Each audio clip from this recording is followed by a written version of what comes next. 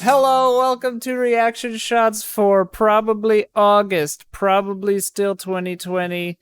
This is the second time we've taped this episode because of a hilarious, ironic mishap. Because I was preparing a tutorial on how to use OBS to record for the other guys, on how to record multiple audio channels, my OBS reset to defaults without my noticing and turned off recording other channels, so I lost the audio for Damiani and Yssa. By the way, special guest, Yssa Badiola. Hello. I was never here. We've never met. We've never recorded a 2-hour amazing podcast that you'll never get to see or hear. It's a complete mystery. Yeah. No one will ever know. The lost episodes. This Vaseline for my dry ass lips makes me look gorgeous though. Yeah, it's shining. I look so good. It's got a nice sheen, Ian. Love to see it. Martin Sheen.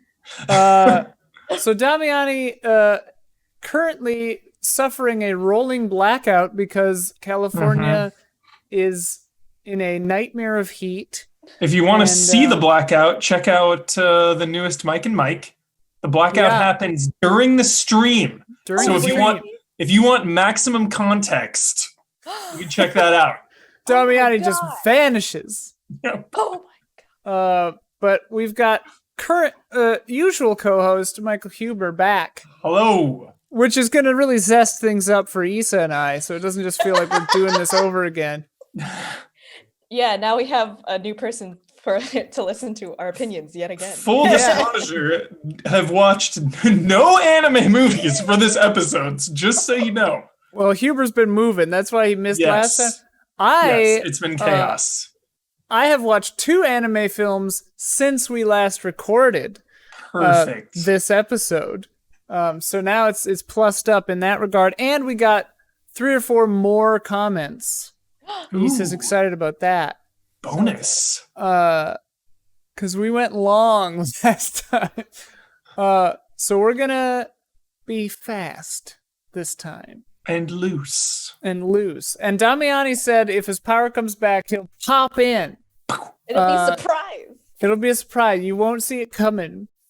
Oh my god. Yes. 10 out of 10. Never see it coming. I started that so high.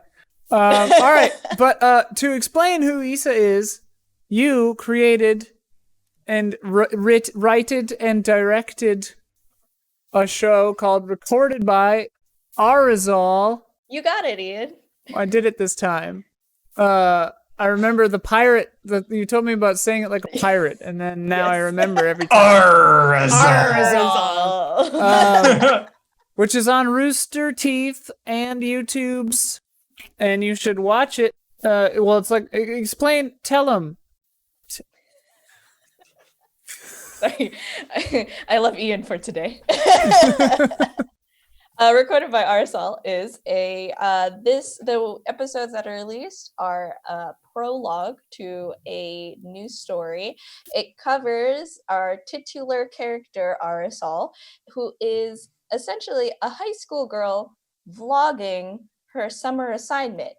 And her big question for her summer assignment is, does she want to be the thing that she wants to be? Which is a world explorer. So she goes through these throes of whether she really should follow her passion, even though it's really hard. A lot of coming of age, young adult feelings and things. And it's in a vlog format, so animated vlog. It's pretty unique. If you're interested, you can binge it. A quick 20-minute watch from what I've heard. Yeah. It's awesome. Very doable. I watched all 4 and I really enjoyed them. I liked the episode where she meets a guy working in the field and he's like, hey, it kind of isn't great, but it is sort of nice. And she's like, great.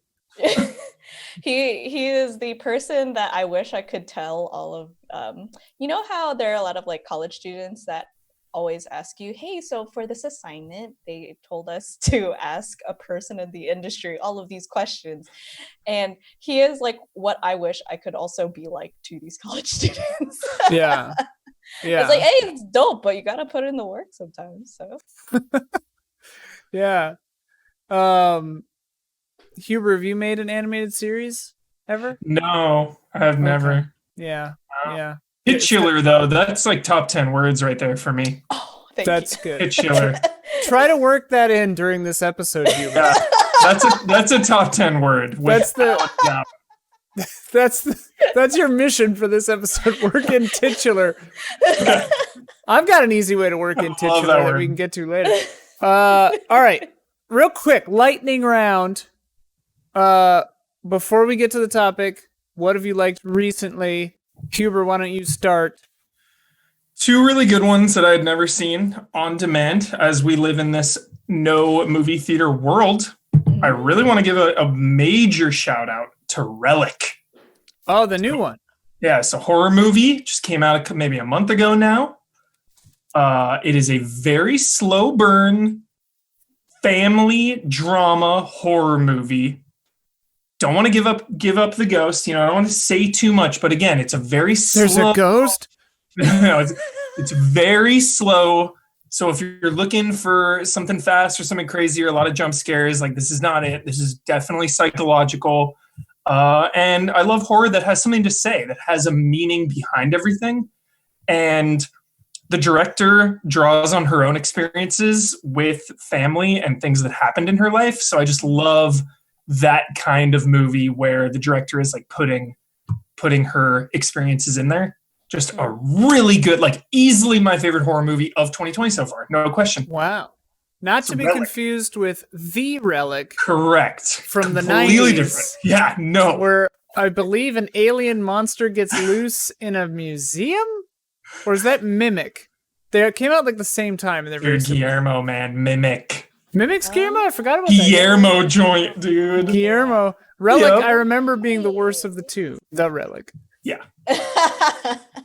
So yeah, Relic, check it out. And then another new release, The Outpost.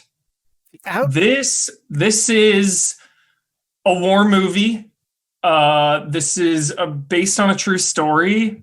They are in Kandahar. They're in this outpost that is like the most combat ever seen. They're in like the Kornagal Valley and they're just surrounded by the enemy on all sides.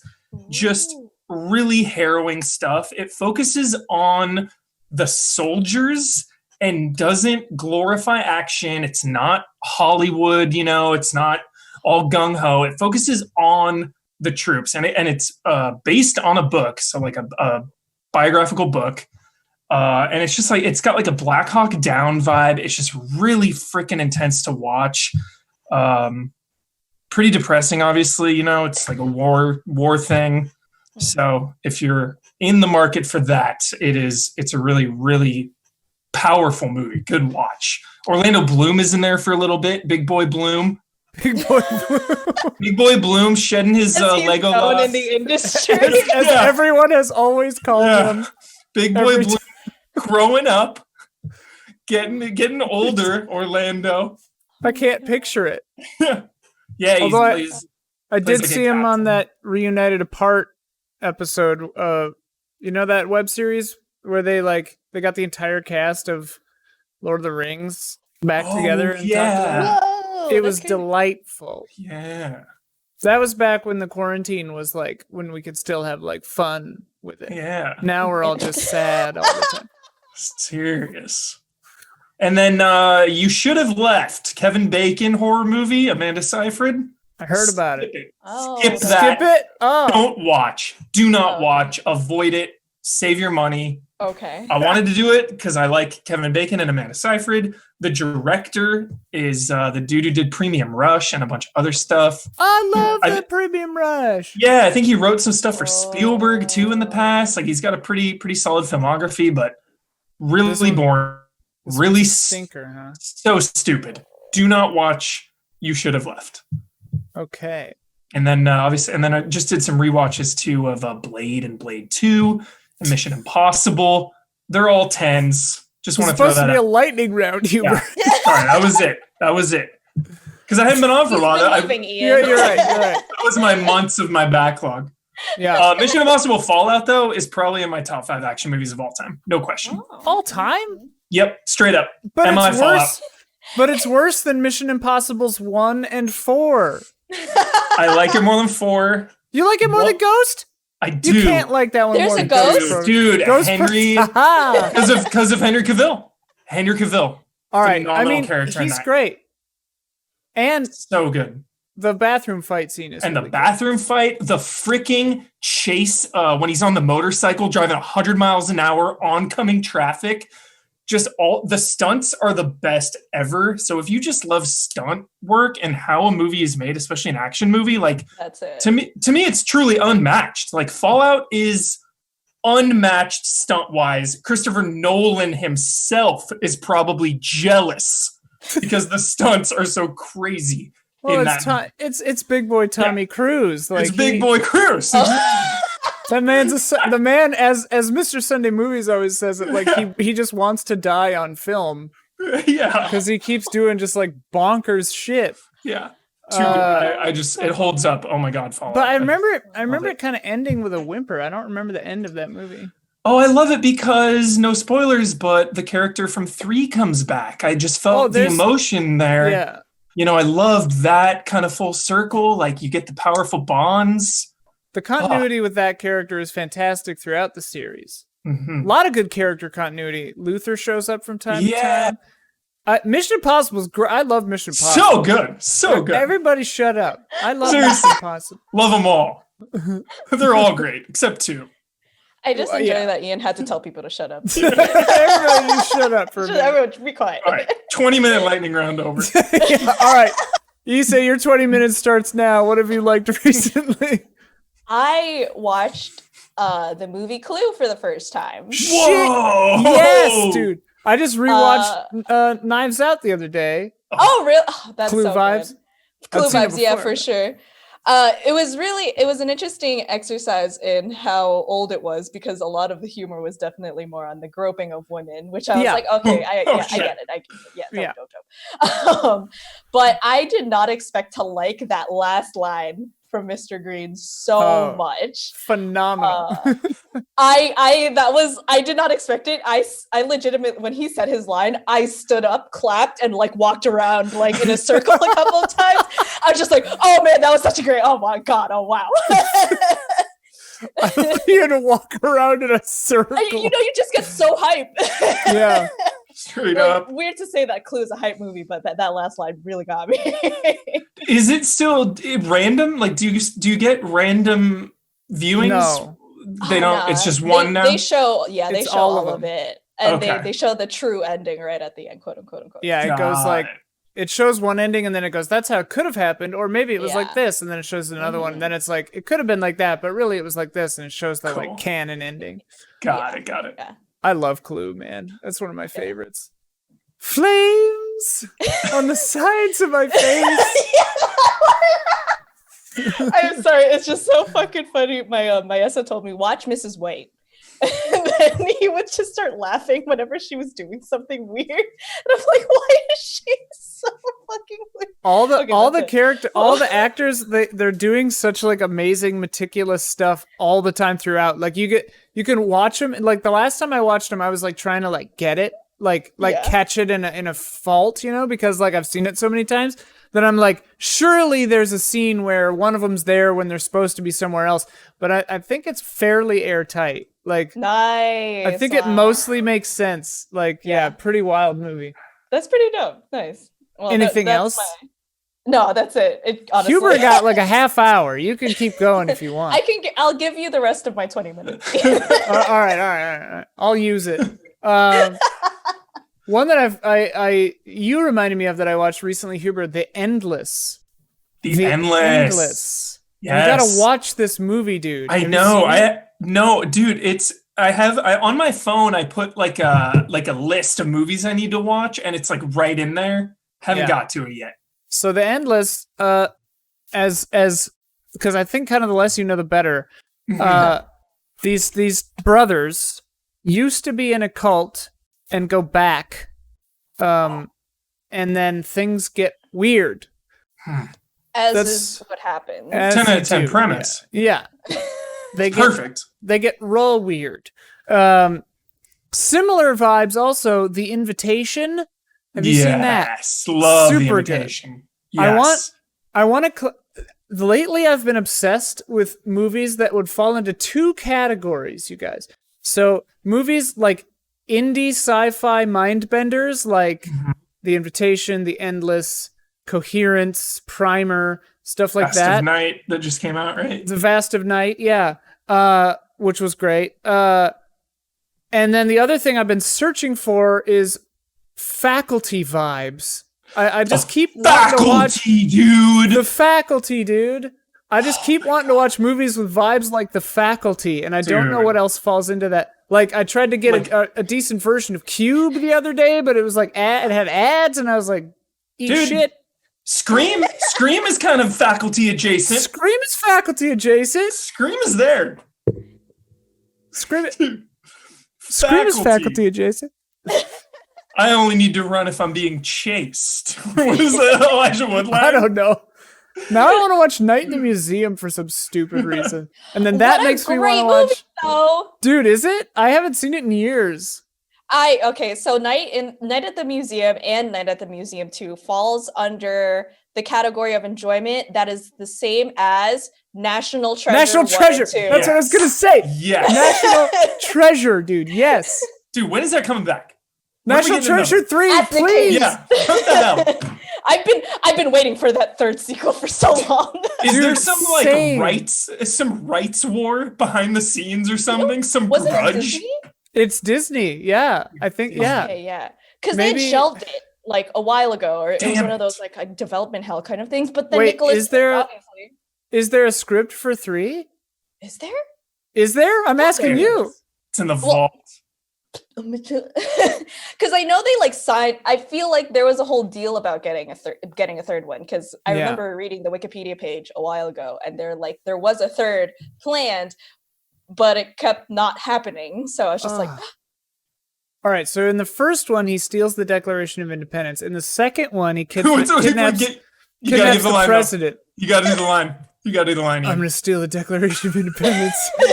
And then he says, in 2, he turns to the camera, and he goes, I'm gonna kidnap the president of the United States.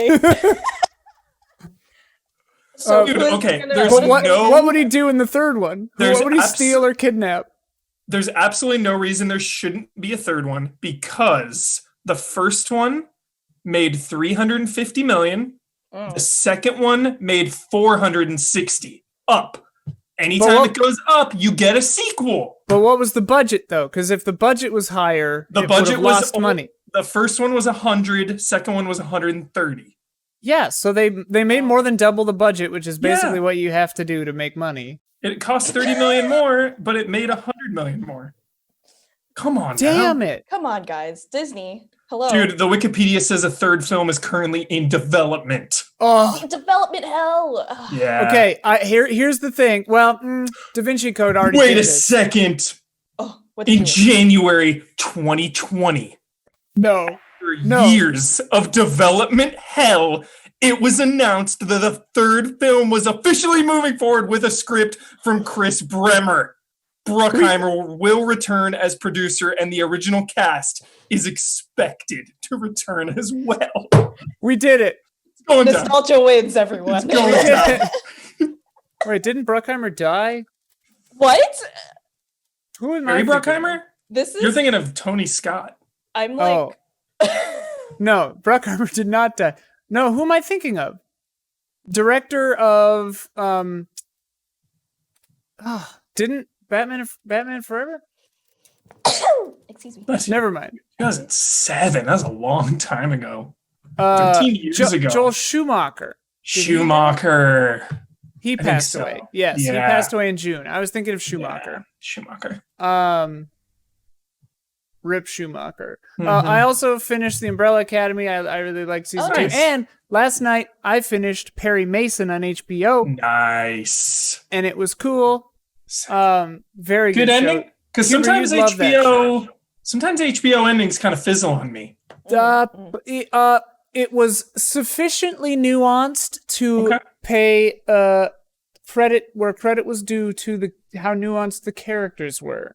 Cool. What you maybe want isn't necessarily what you get, but Good then to know. as you think about it more, like halfway through the episode, I was like, ugh. But then at the end of the episode, I was like, yeah. Cool. I also watched the season premiere of Lovecraft Country. Oh, how was that? Hey. I liked it. It's an interesting one because it's teetering on a knife's edge tone wise. It's got this crazy fun, pulpy sci-fi, like kind of cheesy computer graphics vibe going. And like the main character loves pulp novels, so like he even says, like it's clear that they love that, and like Lovecraft is referenced in the story, so it's got that vibe, but then it also is like tackling like racism, and it's really like heavy in that because that's just a heavy topic. So it's a weird kind of dance between like fun, pulpy, and taking it serious. Whereas like Watchmen took comic books and made them like real life. This one's taking like Lovecraft stuff and kind of paced and acted like a pulp thing, but then tackling super intense subject matter too. So it's like a little weird. And the pilot definitely, or the first episode was definitely trying to get somewhere, like to a place. And so it felt a little fast, kind of rushed. But I don't know. I've got high hopes. I hope it'll continue to be fun. I don't know. Sure. All right. Are you ready to? I feel like we got National Treasure 3. We could just call it, but National Treasure. We should probably talk about Anime. It's going down. Anime podcast. National Treasure. Anime movie, anime. Bridging the gap between 2 and 3. Yo. I'd watch it. Don't know. I love when they do that stuff. Anime spin-offs. In anime already. Seriously. And Nicolas Cage would like. I would love it if the whole thing has like a pretty like, Carol and Tuesday kind of style, like visual style, like grounded. Except Nicolas Cage looks like he's animated all crazy, like JoJo or something. Oh my god. Like just him. Yes, only him. Yes, 100%. Because they couldn't match the energy of his VO otherwise. Anyway, we're gonna talk about anime now. So you know this now, Yssa, but basically we've got a bunch of comments from the patrons, and we got a few new ones, so they won't all be rehashes for you. Also, I've pretty much forgotten everything that we talked about before, nice. So it's pretty much new. I remember Damiani brought up the Animatrix and blew my mind. Dude, yes, Animatrix. That was like the one thing. That was a choice. Yeah, I was like, oh my god, the Animatrix, you maniac. Animatrix is sick. So sick. I'm riding high. Dude, that whole time of like the Matrix movies, the Animatrix, and the Matrix Online game that took place after the Matrix 3. Yeah, dude. What a time. Enter the Matrix and then into what was the other one called? Path of Neo. Yeah. Path? Yeah, that sounds like. I'm riding high right now though because I just finished watching Redline and that thing just melted my freaking eyes out of my head. You said you watched Redline earlier, and I was like, "Oh man, yeah." Wonder how Ian's feeling. I'm feeling great. Not as hyped. I shared this with Yssa, but somebody cut Tenacious D's tribute with a bunch of footage and music from Neon Genesis Evangelion. Evangelion Harji. Evangelion. Evangelion as Evangelion. And it's the hypest thing I've ever seen. Like I think I've been spoiled on the entirety of of Evangelion now. But gosh darn it, it's so hype. Ray theme is so good. That music. That's her name, right? Ray? Yeah. REI? So. Yes. So good. I gotta watch. I also watched Angel's Egg, but we'll talk about it. Let's dive right in. I'm all hyper from watching Redline. I'm all hyped up. Maybe this will go fast, Ian. Yeah, it will go fast because I'm gonna speed through all these things, so I can watch Redline again. Yeah, exactly. Gotta get my hit of Redline in. Happy gaming. Oh yeah. So first question I always ask is just what's your favorite movies in whatever the theme is, because that tends to cover pretty much all the good ones. Mm-hmm. We've got smart patrons. Happy Gaming says a movie that I think really captures that magic of the first time I saw Totoro as a child is probably Wolf Children, a movie by Mamoru Hosoda. It carries a warmth that makes me cry and really encapsulates the essence of Ghibli, in that magic and supernaturalism are present, but only to subvert the fact that the world, family, nature, and simply living life are really the most profoundly magical things around us every day. You like this director, right?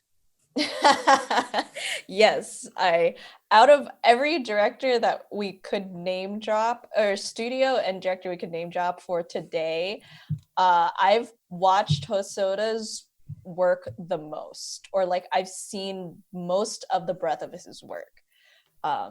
So that's my anime street cred. Come at me now, nerds. Yeah. Somebody else brought up Hosoda down here. Trying to find it, but I'm not going to succeed. We have too many blasted comments. Great engagement, so gang. Good job. Anime, dude. Easy Allies wheelhouse. Yeah. We'll get him in there. We'll get everybody. We'll try to get everybody. But yeah, Mamoru Hosoda also did a bunch of One Piece movies. Is that him? He did one. I think they tend to give a different director a different One Piece movie, kind of just to help them shine, and do an interpretation of all the One Piece stuff. Hosoda did do a One Piece movie. It was called something Omatsuri Island, and it is arguably one of the darkest One Piece movies in the entire One Piece movie franchise. Awesome. It's pretty cool. Silent Consonant says Adolescence of Utena, Cowboy Bebop, and Endless Waltz. Of course, Cowboy Bebop, probably, I don't know, my favorite anime series ever. Yeah, it's hard to top. But at the same time, with my weird rules of series in my brain, I kind of just think of it as an episode, The movie. It's just an extended. Movie, yeah. It's like an extended episode. Yeah. So I don't really remove it. It fits in before the last two, I think it is. Yeah, it's between 20. It's in the 20s somewhere. Yeah. So good, too good.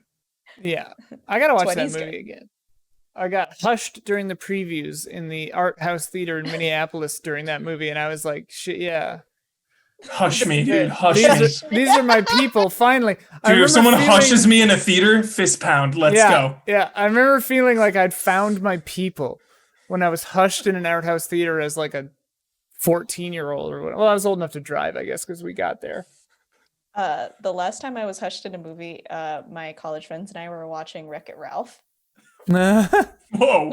We got too excited about all the cameos, and the lady next to me was like, "Shh," and I was like, "Oh God, I'm so sorry." Hubert, shut up and drive. Wreck-It Ralph hype. Let's go.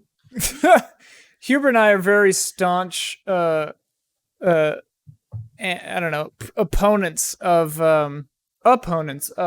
movie theater talking. Dude, the second the studio cards start popping up, not even the movie, the studio cards. Yeah. Respect not those cards. Single word. Laughs count. You can laugh if the movie's funny. Oh I had a friend's wife kind of tell me that I was really loud in a theater, and it was because I was freaking out while watching Knives Out.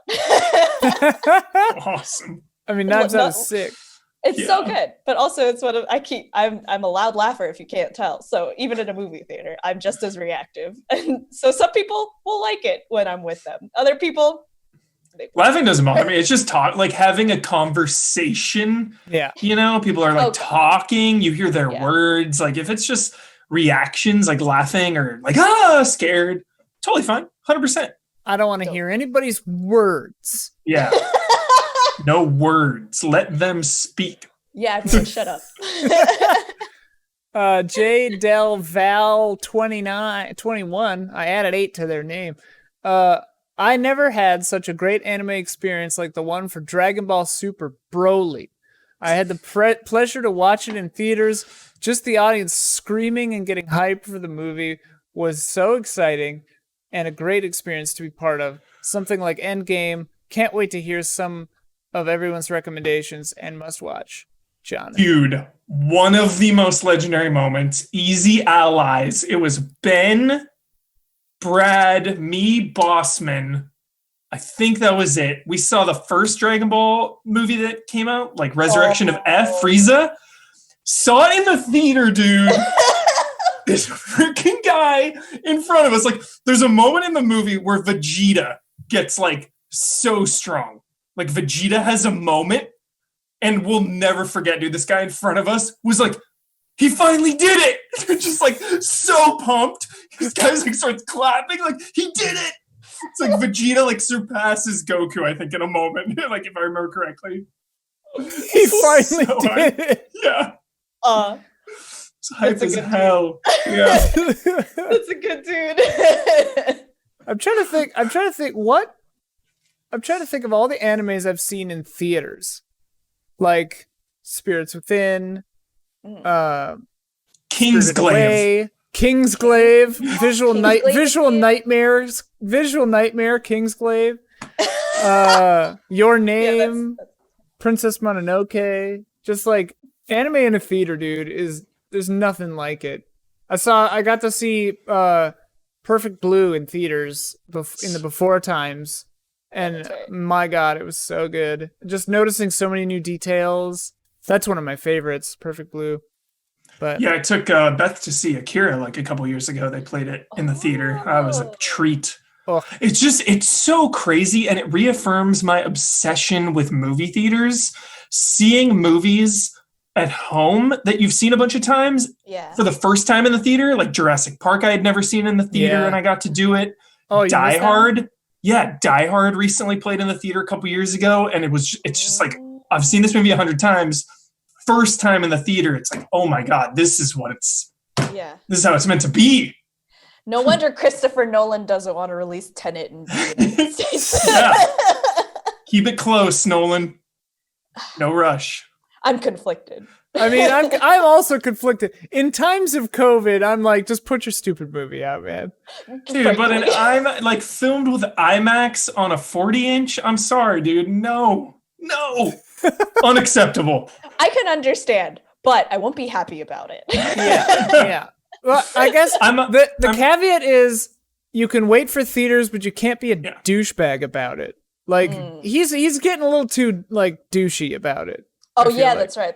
Well, because I thought he's mostly just afraid of spoilers and stuff, so he wants to release it globally, like kind of together. Because Europe and stuff is fine; they're releasing a week early, and over here is limited a week after.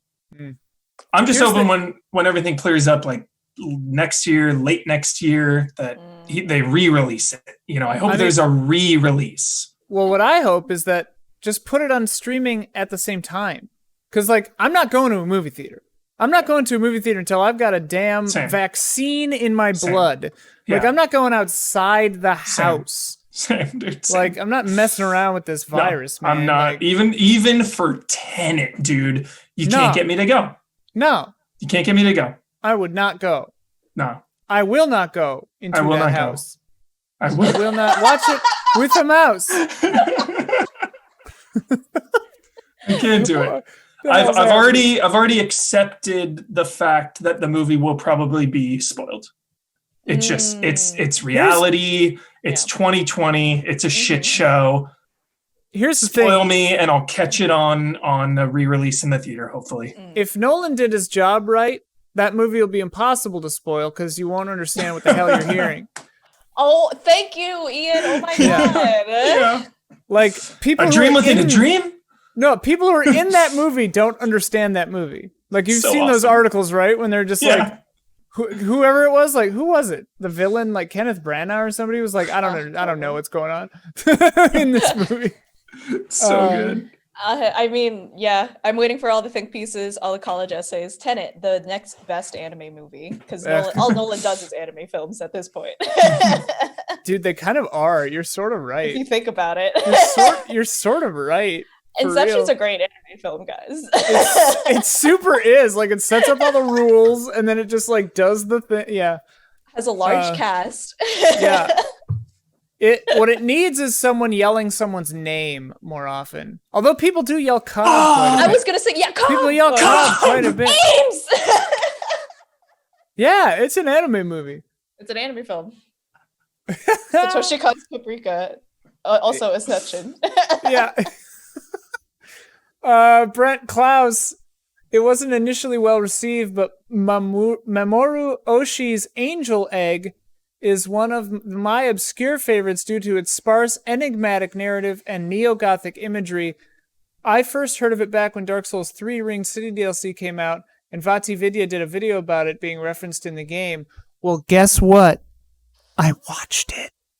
It's not so obscure anymore. Now it's mainstream. Now it's mainstream, you cowards. Get wrecked. I watched a pirated leak on YouTube.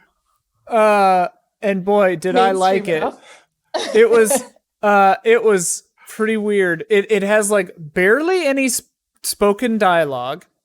Mostly just follows this girl. Like the description of the movie on IMDb. Let me pull it up because it's pretty funny. Even though I'm pretty sure I can just remember it. Angel's Egg. It's Angel's Egg, 1985. Here's the entire description of this movie. A mysterious young girl wanders a desolate, otherworldly landscape carrying a large egg. Awesome, dude. Okay, yeah. And you get what you pay for. Boy, does she ever. Does she ever wander that mysterious, otherworldly landscape? But like, yeah, it's very cool because it's more about like, I think it's definitely one of those pieces where it's like, what does this mean to you? Because it'll be different for each person, and I think obviously that's the point. And with like great art, that is like a huge part of it. But like, yeah, man, pretty wild stuff. I enjoyed it. There are people trying to fish for like giant shadow fish that are on the sides of buildings with spears, and like, pretty sure they know they can't catch them. Also, I'm pretty sure all those people are statues anyway. So it's like, whatever. Yeah. The sound design is nigh unlistenable sometimes. Like I had to turn it down to like 4 because like when this giant vessel is coming out of the ground, it's just like screaming high-pitched sounds. And it's like, all right. Yeah, I've been rewatching Hannibal, Ian, and I didn't remember how extreme the soundtrack was. It's the same thing where I'm just like, dude, chill out with the like string. Oh yeah. Oh my god. Dude, because they'll be like whispering, Hannibal, you must enter your mind palace and confront the demons of your memories. And then it'll just be like like the discrepancy of voice. I'm like, turn it up, turn it down, turn it up, turn it down. Oh my god. Do you watch subtitles? I love subtitles. Okay. I love subtitles, but I don't always put them on. Oh. I'm kind of mixed. Yeah. Like I love foreign movies, so I'm like, you gotta do subtitles. You gotta do it. But even with like native language, it depends. Depends on my mood. I'll almost always have them on. If it's something really beautiful, I try to avoid it. Yeah, that makes sense. Yeah. And Hannibal's really pretty. The red line that I watched earlier today, I didn't really check, so it turned out to be a dub, which was fine because the voice acting was hilarious. It was so good. Like when somebody is like hearing someone just screaming out in English, like without having to read that, was great. There's a giant monster baby named Funky Boy that comes up out of the ground for a while in that movie. Red line. Yeah, that was one of the first Netflix movies I rented on DVD when they did discs. I just talked about Netflix DVDs. Yeah. On our other podcast, I have notes, and I was like, "Hey, remember that, guys?" Mm-hmm. Apparently, they still do it. Really? No, what? Allegedly, they still do it. That's what somebody told me in a previous thing. Whoa. They still do it. All right, Angel's Egg. Check it out. It's on YouTube in America. It's like an hour and 11 minutes or something like that. It's very doable. It'll feel like 2.5 hours. I was gonna say, yeah. It's like watching Les Miserables. Yeah. My sister and I, weird story. We're still on page 1 of the notes, by the way, out of 13. Shit. Well, my sister and I used to watch Les Miserables, the non-musical film with Liam Neeson, like daily. Just a couple of like depressed little like 8-year-olds just loved that movie. I can't explain it. Cannot explain that to you. It's so funny. Riggs Ray, one of my favorite all-time films in general, is Redline, directed by Takeshi Koike, which is hilarious because a woman just says that in the beginning of the movie. She just goes, directed by Takeshi Koike. I was gonna say, I was like, oh, is it like a Jason Derulo thing where they just go Takeshi Koike? Yeah, Koike. She just says it. It's amazing. And like right away, obviously in Redline, I was like, I am so in for this. That's the next step for Nolan. Yeah. Nolan Tenet starts, directed by Nolan.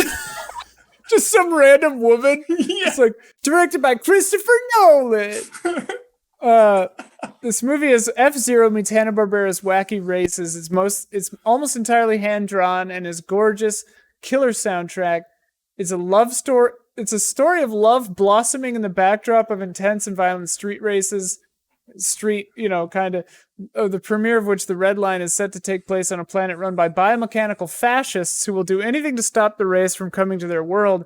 If you check it out, keep in mind the film was released in 2009 after a 7-year development. When you see the bumbling incompetent that leads the fascist dictatorship of Robo-World. Yeah, basically he's just Trump, and it's pretty wild. He's even got like big dumb red hair. Yeah. Oh.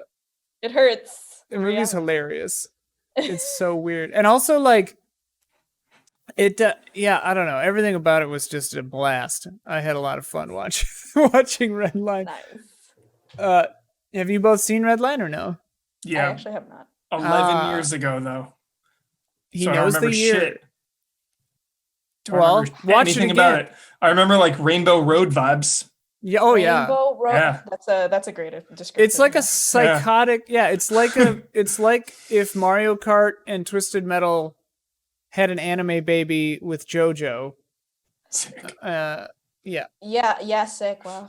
That's a really good description. Oh my god. It's a lot of fun. Jeremy Ferris says, "Can we get Metropolis some love? My best friend showed it to me last year. I had never heard of it and it totally blew me away. I feel like I'm not alone in never having heard of it though. I owned it in my insane DVD collection as a high schooler. Whoa. I was working at the hospital, getting paid for a 15-year-old, what I thought was like the greatest amount of money. It was like $7 an hour or something. And I was unlimited cash. Yeah, I was like, oh my God. Yeah. And so we would just drive to the Suncoast Video in Maplewood, Minnesota, and buy our $35 worth of anime DVDs. And when I was leaving to college, I sold a lot of them, and I realized I did the math on how much I'd spent on them, and it was like $1,200. I just like wasted all my money on anime DVDs. I guess that's one way to go. Gotta watch that Hellsing and that Vampire Hunter D. And like Bubblegum Crisis. Oh God, I know you said that last time, but still, every time you say Bubblegum Crisis, I go, ugh. Serial Experiments Lane was one of my favorites. Oh, that one too. It's so all sad. the emo sites from that all the good anime GeoCities websites were based off of. Always Serial Experiments Lane, baby. Dude, there was an anime website I would go to all the time. And it had some dumb URL. It was literally called, I think it was called like Anime Cafe. Oh but the URL was like abc123.com or some weird thing like that. It's pretty jolly, dude. About to go on here. I'm certain it does not exist anymore. Doesn't. What a disappointment. But the URL, I always had to like try to remember what it was actually called because it was like some nonsense. Change.org, dude, bring it back. Anime Cafe. I can still picture that website, man. If anybody out there has been to that website, hit me up, tweet at me or something. Because I used to just go to that website all the time to learn about new animes. Nice. Anyway, Cisco Ace Jackson Garcia says, a silent voice. Yeah. I find this film to be remarkable in every facet, but especially in terms of emotional impact. You've seen this one, right? Yes. They go on, but it's on Netflix. It is great. I read the manga adaptation first and then learned that one of the best anime studios in Japan, Kyoto Animation, got the rights to release it as a movie. I was reluctant to watch it because I didn't want to feel again. I didn't want to hurt. It was so hurtful. But the way that they condensed a very serious story that in 2 hours is kind of like they got at the heart of it. So Silent Voice honestly is one of those like really highly recommended anime movies that you should watch because it covers kind of the themes of like bullying in school, deafness, what it means to kind of just be different and like finding your friend group when you feel so outcasted as a young kid. So I think it could really resonate with a lot of people. Damn, on my list now. Sounds great. Yeah, it's on Netflix, I believe. Sweet. Yeah. Do they have the DVD of it? I wonder, dude. How do you even like get to the DVD section of Netflix? Like, how do you even? It's like browser only. Yeah, it's like dvd.netflix.com. .biz. Oh, it's so funny. Dude, Silent Voice. It sounds really good. It sounds so depressing, though. It sounds so depressing. Yeah, you gotta prepare yourself for a good like. Hubert likes being sad. I'm always prepared for super depressing shit. Way up your alley, Hubert. I will recommend you all of the sad things. Grave of the Fireflies.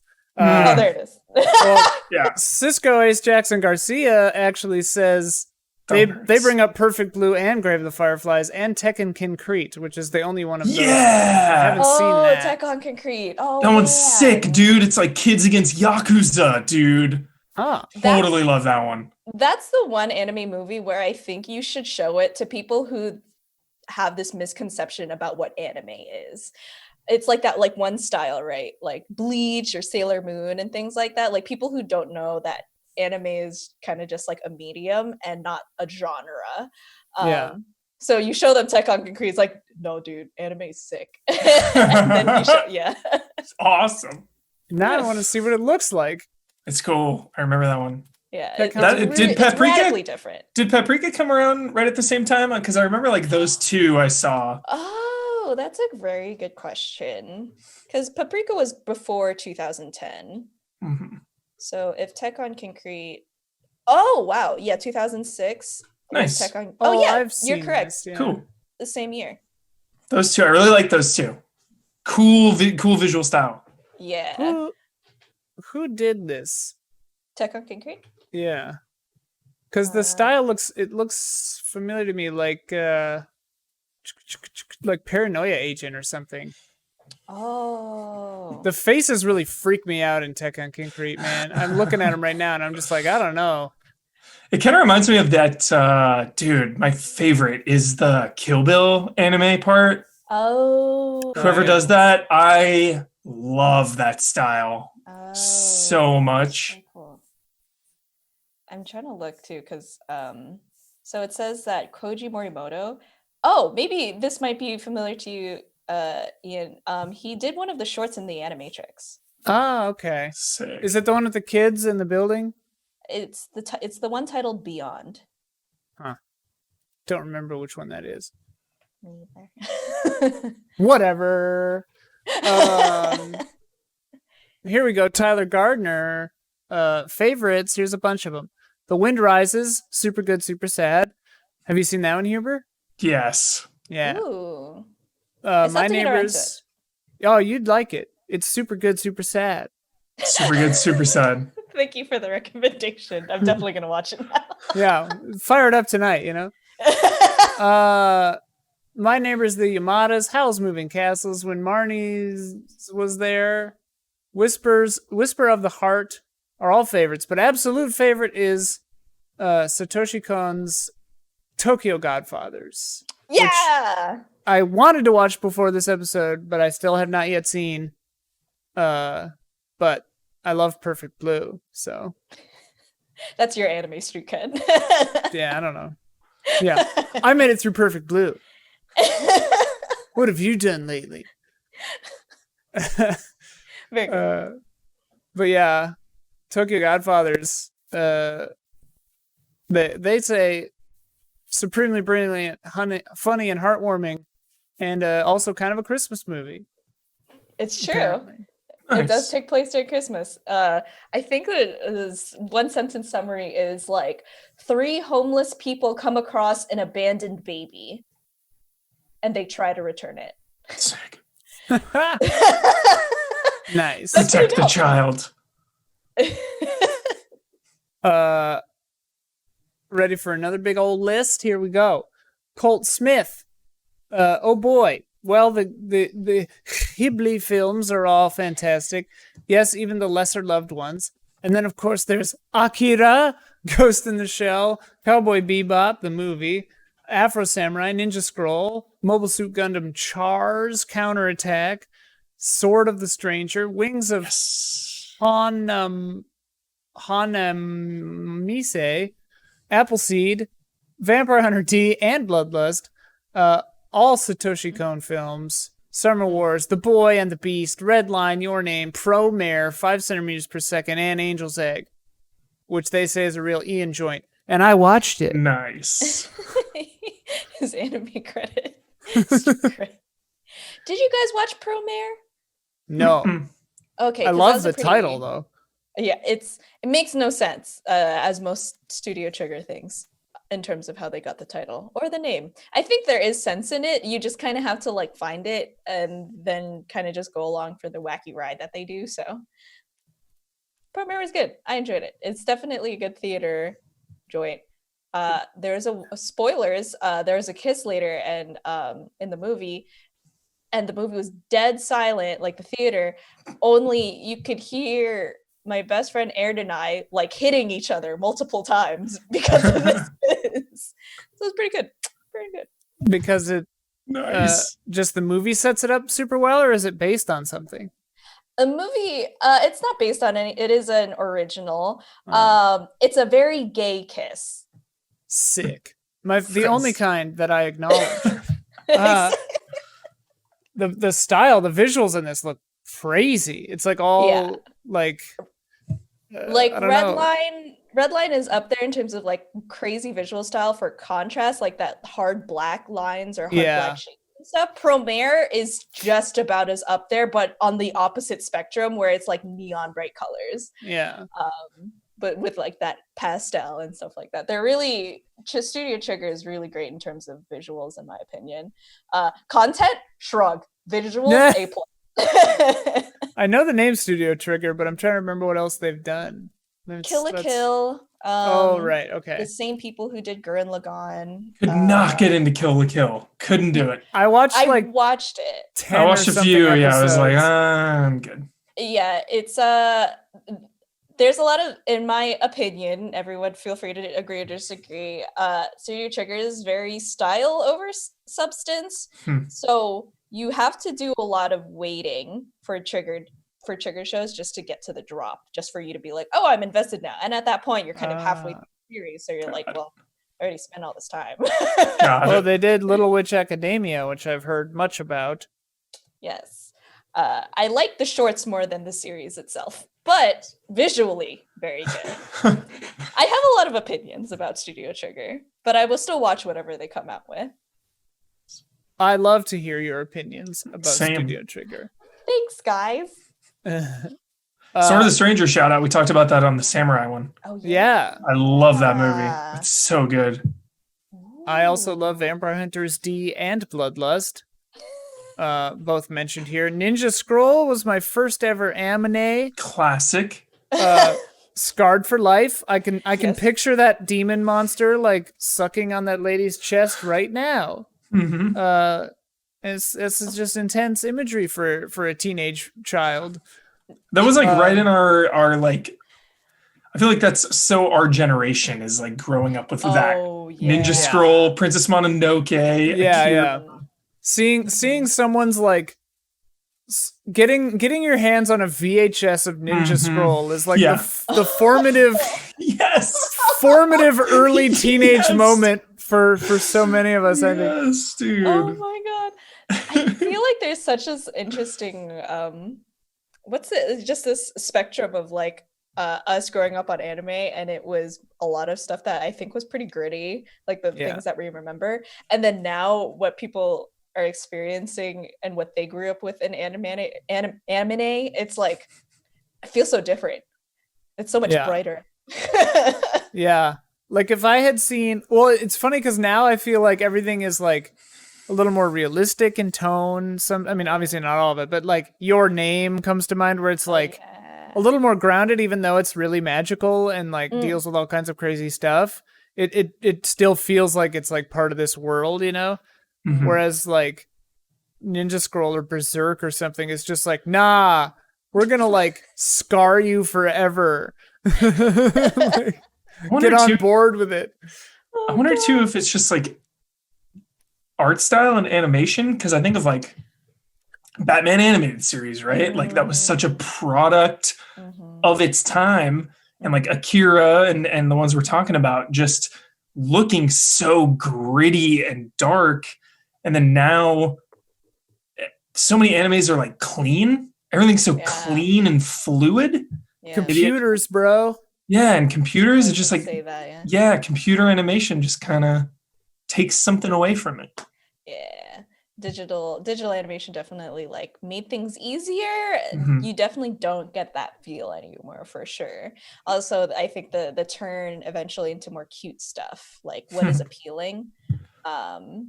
And I don't know. I guess it is kind of more in the appeal range. History. That's part of then you get sick shit. So I was gonna say, then you get sick stuff like Redline, like the animation in that I remember is crazy. Oh, it's mind-boggling. Mind-boggling. Aminé. But I mean, that's why Berserk hit me so hard, because I was just watching it because I was like, Dark Souls, you know. I watched it like a couple years ago for the first time. I'd heard of it, but I didn't know anything about it. And like the trilogy, right? The movie, the Golden Age arc, Egg of the King, and then whatever. So like I didn't know to what extent it was even going to get like supernatural or anything, but like, so I was just on board, and they kind of endeared me to all the characters. And, you know, obviously it's like a dark fantasy world, but I was like, all right, okay, yeah, these guys are like friends. And she's really cool. And like, they're all like, they're just kind of going to try to make it happen. And they're all just going for it. And it's like, oh, he's fighting a beast. Okay, I see where the Dark Souls influence came from. That's cool. Yeah, they're going to be these mercenaries and like form a little squad and go off and, oh my God, you know, what's happening now? Like, oh no. and Griffith, and like the entire third movie, I was just like aghast. I've never been so agog at something so in my adult life, you know. Like I'm tough to rattle most of the time, but I was shook. It's disturbing. I was disturbed. Just all the words you used in my head. I'm just like, that's a top 10 word for me.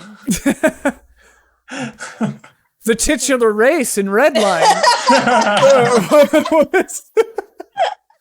Top 10 word, dude. No A sight to behold. The titular race. We're having fun. Bjorn says, I want a second Sword of the Stranger. Beautiful movie with top tier animation and fights. Also, I think there's an interesting juxtaposition with the much older Ninja Scroll. But whereas I see Ninja Scroll as a teenager with heavy eyeliner, I think of Sword of the Stranger as a button-down college student wearing black underwear. Still get that comment. It kind of is... still good. Still pretty good. I think you'd appreciate it, Ian, because it does kind of have that 13 Assassins level of maturity. I think Sword of the Stranger captures that feeling. Yeah. 100. That's one of my favorite movies. Yeah. 13 Assassins. This crazy bastard also brings up visions of Escaflowne, which, shout out Escaflowne. I love Escaflowne. Yssa knows this story because I told it in the previous iteration of this nightmare. But I was once sick for like a couple of days, and I just watched all of Escaflowne, and I don't remember it at all. I just remember that I love it. But I was like, I had a fever, so I was like in and out, and I don't remember anything that was happening with Escaflowne, but I just love Escaflowne. And I can like taste chicken noodle soup just thinking about Escaflowne. That's so funny. That's really Escaflowne is so distinct for their noses. All right, now I got it. Yeah, what kind of noses they have? It's you think of anime, and anime is like kind of just the line, just like the dot on the middle. Oh my god, Escaflowne, that's I'm just gonna say that's like a heavy white person nose kind of a thing. These are some white ass noses. White ass noses. Angel's Egg also, I noticed the noses almost immediately. Like there's a soldier character, and I'm just like, what is this nose? Those are some pointed noses. You got a schnoz, my guy.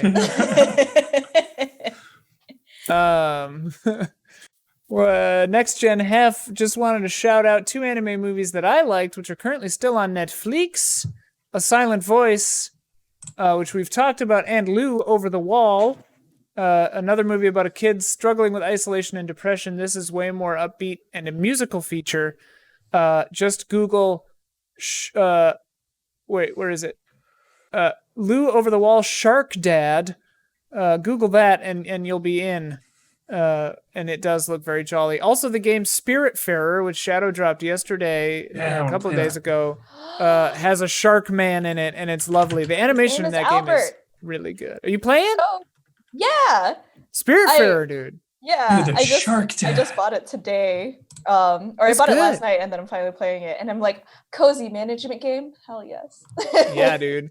But also, like, I'm terrified it's gonna get like really sad. Oh, I'm so ready. What's her relationship to the deer lady? Yo, no spoilers. I don't know. I'm not that far yet. Okay, well, she's the first one. She's the first one you get. Yeah. I can't tell if they were friends or like sisters or what. I think. Dude, this Shark Dad is a legitimate 10 out of 10. In Lou Over the Wall? I can't even handle it. It's a Shark Dad, Shark Daddy. This guy rules. Oh yeah, Huber, another game that was announced at the Indie World Showcase was Bear and Breakfast. I heard about that. Oh my god, it's a very new game. I'm so ready. Splontot says A Silent Voice is definitely up there, and they also wanted to shout out Dragon Ball Super Broly. Nice. So getting some Broly love. Would You Kindly talks about Akira and Ghost in the Shell. Canada! Canada! Your Name was a recent philosophical beauty, Tokyo Godfathers, and Perfect Blue.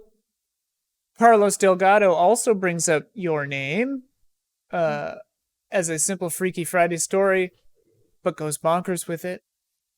I liked Your Name. Have you both seen Your Name? Mhm. You'd like Your Name, Huber. It's depressing. Not really. It's not The Wind Rises. It's not Not Grave The of the Wind Rises, Fireflies. depressing. Okay. I think of it more as kind of like your like a teen romance. I love teen romance. He loves teen romance. I love high school drama. Oh, Are they in man. high school? They are in high school. Dude, I'm in. 100% in. He loves sad and high school drama. I don't know. Oh, Yep. This is our Huber. Love I that stuff. understand now. I'm ready. Your Name, dude, on the list. Put it on that list. That might be on Netflix also. Ooh, that I don't think so. Might be on Amazon. It's on Crunchyroll. Does Crunchyroll have movies? Yeah. Oh, I'm not sure. Wait, I is think it it does. on Netflix? Yo, it's not on Netflix. Pretty bold move here. Your Name with a period is the title. There's a period there. Style choice. Statement. Literally, that is a statement. I'm trying to see where you can find it. Sorry. Sorry. I was turned on to a website called justwatch.com. Me too, I'm on there. Okay, it works like it's the promise of canistream.it, except it actually works most of the time. I don't usually mind renting, like if it's not available anywhere. I mean, I paid for Redline on Amazon, and it was like $3.99 or something, whatever. Worth every penny. Toilet Drummer says, as someone who suffered a fair bit of social anxiety, A Silent Voice immediately became one of my favorite movies since 2016. Since I watched it in 2016. Corey Jackson says, any of the recent One Piece movies are great. Trung Wen says, I'm saying it Wen, Nguyen. My friend Chris pronounces that Wen. So I'm assuming they also do. Lupin the Third, Castle of Cogmaster. Yes, this is a recent edition comment, and I actually lambasted the viewers the last time we shot this because no one brought up Castle of Cogmaster. This is like one of my favorite movies. I love that movie. It's got such good vibes, dude. Is that the one Miyazaki did? Yeah. Yes. It is nice. It was like his first one? Or his first movie? Early. Yeah. That's right. Early for sure. But it's like, a little out of the line for Lupin the Third. Like, he's a little more gentlemanly in this, as we discussed. That Miyazaki touch. Yeah, dude. Castle of Cogmaster is freaking great. Shut up. I love that movie. Did you know they're doing a 3D Lupin? Oh, like VR 3D or like 3D animation? 3D animation. Okay. Will it be good? To be determined, I guess. Tell me. I don't know. It's crazy because for a 3D movie, it basically looks like if Pixar did Lupin. Like the characters look still distinctly in that stylized kind of like anime look. But they look so gummy because it's in 3D. So it's kind of interesting. Oh, what? Yeah. Gummy. I'm looking at the trailer now. Yo, gummy, top like 20 word. Gummy. You're like a damn thesaurus today, Huber. Dude, I don't hate it. Jigen looks pretty cool. Goemon looks cool. Here's Fujiko. Ooh, that boob physics. Jesus. Ooh, gotta watch that. Gummy. Yo, am I into this? Like, Lupin's got like makeup all over his face at one point in the trailer. Damn. Are you into it? I like Lupin, man. I don't care. I don't know. I'm in for it. I like Lupin the Third. Don't at me. Shut up. Yeah, shut up. Trung also brought up Street Fighter II, the animated movie, The Garden of Words, The Girl Who Leapt Through Time, Wings of Hanamise, Pat Labor, the movie, Patalabor. I don't know what that is. Pat Labor or something. Matt Cross, Do You Remember Love? No, I do not.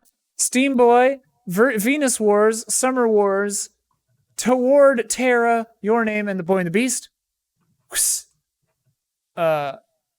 Anyone have anything to say about that big old list of movies, or shall I do the next comment? Great. Nick Gothic says Belladonna of Sadness, an 1973 psychedelic fantasy anime. And I had a chance to see this at Cinefamily, but then they collapsed and I didn't go see it because of rampant sexual abuse happening behind the scene over there. So, see you in hell, fuckers. It's far from boring, and it features far out psych prog rock soundtrack. The main character is a woman who suffers from abuse and very graphic depictions of violence. And the theme's central premise is very pro-feminist, showing the way the woman Jian breaks away from a deeply patriarchal society and in the wilderness makes a deal with the devil to get the power of witchcraft. Very 18 plus. Yeah, and it's got a really crazy visual style, which I know you appreciate.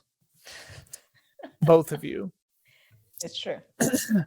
Yssa, have you seen or heard of the blood spray of Goemon Ishikawa? No. The hell? How did I get here? Goemon's a character from Lupin. It is a sequel to the spin-off TV series The Woman Called Fujiko Mine and its sequel film Daisuke Jigen's Gravestone. These are all Lupin characters. Yeah, I guess it's a Lupin movie, it looks like. Dude, it looks really cool. There was a dude with what? The blood spray of Goemon? The blood spray of Goemon Ishikawa. Yeah. Looks sick. It came out in 2017. Huh. Lupin the Third is in the Japanese title. Lupin the Third. Something. Yeah. It's only 53 minutes. Interesting. Breezy. That's a movie. Yeah. Just slow-mo blood spatter on a wall and then it's over. Yeah. I basically know nothing really about Lupin. You'd love Lupin, dude. Gentleman thief. He's a rapscallion. You'll never see it coming. Persona vibes. Is it Persona vibes? Kind of, actually. It sort of actually is, yes. It kind of does have those vibes. Dude. I think there's Yusuke's Persona. Isn't it Goemon? I think it's based off of that. What is it actually? Yeah, because their personas are based off of like thieves in popular culture, and I'm pretty sure Yusuke's funny. was. Because I mean, yeah, Persona 5 has like real Too Lupin cool. vibes. Yeah. Dude, in a lot of okay. ways. All right. On the list. Yeah, dude, you would love it. There's like it just seems overwhelming, man. It seems like a One Piece situation. Well, there's an insane where amount of there's like TV of it. But the nice thing is you can kind of just, in my experience, just kind of jump around. It doesn't really matter to my knowledge. So it's like a standalone type. Watch the Castle of Cogmaster. Have you seen that? Cool. No. Oh my god, you're killing me, Huber. That's probably a great place to start. I think it's every movie is kind of like, it's like every reboot, right? Like all the characters, so they kind of just appear because you love them, but it's a new story, so I think that's what Ian means by jumping around. So you could probably get in. Awesome. That's what I mean. It's like the characters are such solid representations of their own kind of trope. And you get immediately who everybody is, and the character designs are so strong that you just know who everybody is like instantly. Nice. It's fun. It's fun stuff. Morgan Mahala, Afro Samurai, A Silent Voice, Princess Mononoke, Grave of the Fireflies, Brittany Fuller. 3 films to add to this list. Let's see. I'm shortening these as I go because we've already been going for an hour and 15 minutes. Brittany Fuller, Makoto Shinkai's early works, Voices of a Distant Star, which I looked up the trailer for and it looks really cool. It's cited as an inspiration for Interstellar. Big Boy Nolan? Big Boy Nolan. They also directed bring by Christopher Nolan. Yeah, directed by Christopher Nolan. They also bring up Cat Soup, which is also deserving of some praise for being a bizarre, mesmerizing, and comedic tale of an anthropomorphic cat on a journey to rescue his younger sister's soul, as you do. One of the weirdest short films out there. In 35 minutes, it's worth experiencing. And then they also bring up Angel's Egg. If you enjoy gothic settings and the artwork of Yoshitaka Amano, who wrote the story alongside Mamoru Oshii, feature director of Ghost in the Shell. You should give it an hour and 10 minutes of your time. You'll follow a young girl traversing a dark, desolate world as she protects a large egg. I was gonna say, I was like, wait, that's the summary. That's all you need to know.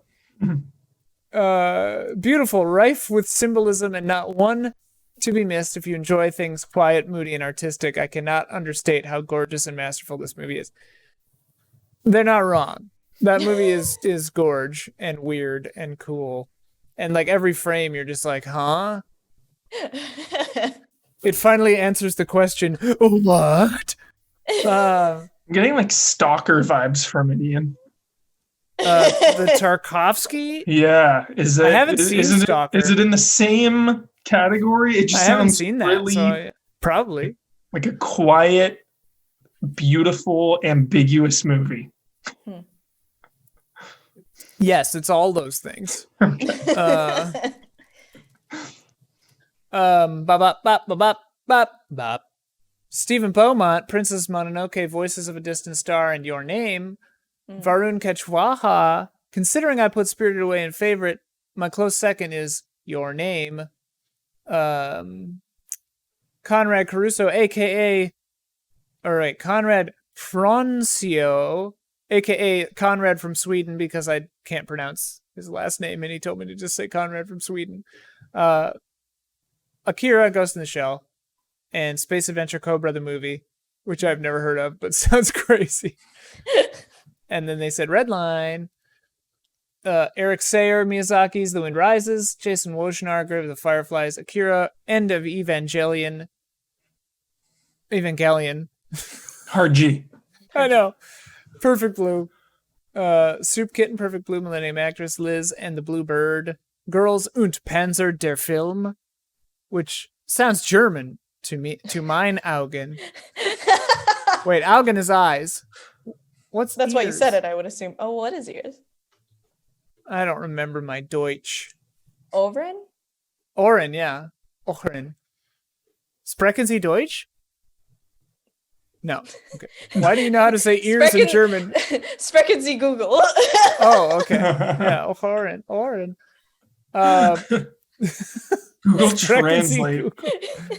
Isun Chor says, in this corner of the world, Summer Wars, Jinro, the Wolf Brigade, Tokyo Godfathers, Made in Abyss. Jinro, dude. Is Jinro good? What is that?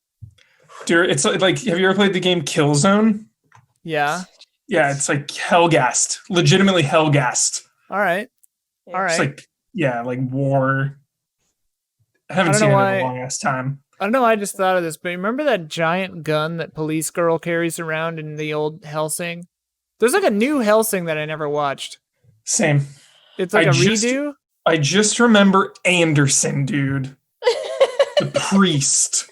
I don't remember Anderson. He's the only thing I remember because I was so obsessed anytime he came on the scene, dude. Anderson. Oh my god. Some like Vamp Hunter priest. I think they do an Uneasy Alliance at some point. Oh, I'm sure they do. Yeah. What is it? Might have been the villain throughout. Is it Trigun where someone's carrying? There's like a priest carrying around a giant heavy cross. Yes, a giant cross. That was Trigun. That turns out to be a gun. His name was like something. Wolf something, wasn't it? Search me. I don't even remember. Wolfwood. Nice memes, dude. Nice memes. My sister really likes Trigun. I don't know. That's definitely got to be a shout out to Django, the OG Django, where he's just dragging a coffin the whole movie, and you're like, "What's the deal with this coffin?" And then it turns out it's just like full of guns. Oh my god! It's so awesome, dude. That movie rules. And Alexander Anderson is a Vatican priest working as a vampire purifier and slayer for the Vatican. He serves as an anti-hero and arch enemy of the series. Dude, don't you wish Catholic priests were that cool? Just like vampire hunters. Yeah, hunting vamps. Yes. I remember Sir Integra, who she's like Castlevania, dude. Badass, like weird hardcore lady. Oh, was the new Hellsing a continuation or was it a reboot? If I understand properly, it's like when they did that Full Metal Alchemist Brotherhood thing where it's like Oh. They shortened it and made it easier to watch and like better or something. Nice. But also, we're like the voice actor from Full Metal Alchemist is Trash Man or something, so we're not supposed to talk about it. I don't know. I never watched it really, so I don't know. Brotherhood is great. You can watch it subtitled. Okay, you don't have to watch it dubbed. Right. I forgot. The dub cast is great. You don't have to support him. Nice. Deal. I love to not support him. Yes. Don't support trash men. Yeah. Trash men. Alan Canlick, Redline really opened my eyes to how unique an anime movie can be compared to a TV series. Bold colors and springy animation. Feast for the eyes. Matthew Pauling, Princess Mononoke, Wolf Children, Whisker Away. And then Jorgen Moore says their favorite is Your Name. They also bring up A Silent Voice. Gotta watch those two, dude. I don't know. Your Name and A Silent Voice is what everyone says. But then Jorgen Moore also said if A Whisker Away comes up, they have a counter argument against this movie because they did not care for the messaging. Does your crush not like you back? Well, turn into a cat, stalk, completely invade his privacy, learn about every detail and struggle of his life while he is completely unaware. Then use this information to try to win his heart. Did he still reject you? Well then, run away and require saving, to which he then realizes his true feelings. The movie felt like a romance was brought on by complete emotional manipulation packaged up as a, wow, isn't this a cute love story? I haven't seen it. I don't know what this movie is, but that seems like a pretty good argument. But that hot take sounds pretty spicy to me. So, all right. So, what is each of your favorite anime movies? Take us away, Yssa. I mentioned Mamoru Hosoda's One Piece, Omatsuri Island. For someone who's not really actively following One Piece, I think that movie was so striking. But I think part of it is the way that they had done the animation on the characters. They really made them look as cartoony as the characters' personalities feel. On top of just this dark turn that happens in the middle of the movie, where it just goes like, oh my god, what's happening? So I really enjoyed Matsuri Island. That's what I would call for myself a feast for the eyes. I really like Summer Wars as well. That's my really good feel-good movie. Also, shout out to Digimon the movie. Yeah. Dude, awesome. Digital world. The American one, if only because they have the first two short movies considered Japanese movies. They compiled the first three Japanese movies into one for the American release. The first two were directed by Mamoru Hosoda. The second one was definitely my favorite. I watch it dubbed because for some reason my mind cannot think that the Japanese version is as fun and chaotic as the English dub. Ty's mom was a treat. Shout out to Ty's mom. And I think one of my other favorite movies that really opened my eyes, I think, to Japanese 3D animation and how they are kind of opening themselves up to trying 3D as a medium instead of kind of sticking to 2D as much as they have, was Saint Seiya, a Legendary Defender. Hopefully I get that right. But it is like a movie of a long-standing, really popular series that was not popular in the United States. It was popular everywhere else. So you cannot find this movie legally in the United States. you have to go elsewhere. Like Steven Soderbergh's means. Kafka. I love that movie though. It's so much fun, and I think they kind of capture all the characters of the original and make you really like Saint Seiya and understand what it is, but it's condensed into like an hour and a half. So you don't have to go through the entire old series. Sick. Sick. That was a good list. Hugh. Thank you. I'm going to sound cliche as hell. Akira. Do it. Yeah, Akira. baby. It's my number one, dude. I feel like that's just like on the list, you know? Yeah. Yeah. Like, I'm worried it's one of those things where it's like such a classic and it's been like talked about to death over the years that maybe because it's just assumed that it's one of the best, maybe people are just like, all right, yeah. You know, they just, yeah. But it holds up for me. I just love it so much. I love the freaking motorcycle bikes, dude. So cool. Yeah. Just like the imagery about it all. And it's cool too, because it's one of those movies that I saw as a kid.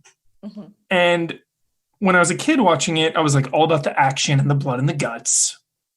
But then as I got older, the boring parts became my favorite parts. All the like the psychic kids being like used as weapons and like the government control of it all, like all that stuff over the years as I watched the movie more and more, just got like a deeper meaning and a deeper appreciation for all that stuff. So I love when like you watch a movie later on and it completely changes. So, yeah, dude. Akira. And it's just got like a sick climax and a sick, you know, rivals, like the original anime rivals, dude. Tetsuo and Kaneda. Well, it's the best kind where they start out as friends, you know? Yeah. Oh god. And it's got kind of that like high school vibe too. They're like kids going to the school. I always remember the scene when they get in trouble and the teacher just like punches all of them in the head like as hard as he can. So nuts. And then lastly, Dragon Ball Z movie number 1, Dead Zone. I love Dead Zone. It has just this like, it has kind of a gothic flair to it. It's the Garlic Jr. is the villain, and it's just this classic tale of someone trying to be immortal and good versus evil. I love how grounded it is. I love when pre-Super Saiyan, pre-gods, you know, everyone out of control, 1 billion power levels. I love that like Piccolo and Krillin are in there fighting. And it just has really cool intimate fights. Like Garlic Jr. has 3 henchmen and they spawn weapons from their bodies. Like this guy like pulls out a giant sword from his leg. So just really cool, small scale. I love when Dragon Ball Z is small and intimate rather than gods blowing stuff up. It's like too much. Stakes. Yeah. So Dead Zone. Love that. What are mine? Well, Perfect Blue, Castle of Cogmaster, Forsh.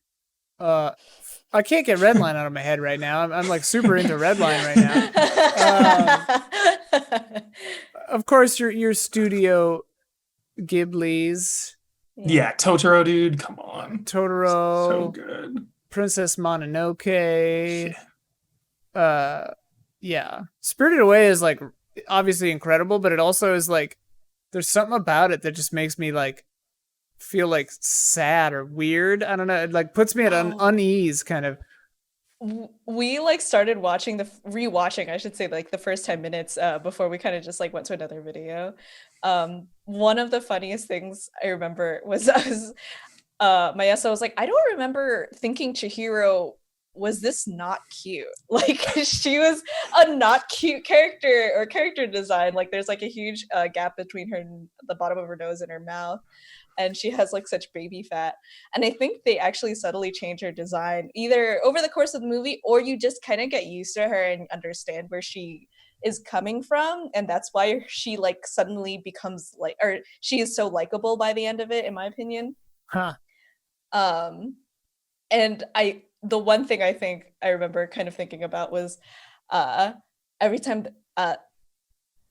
when they went in, the parents started eating, I just turned to myself and I was like, it's all the parents' fault, isn't it? And he was like, yep, 100%. It's you just blame the parents. And I'm like, oh God. I don't remember it well enough to remember that, I think. Oh, you should watch. Rewatch time. Rewatch time.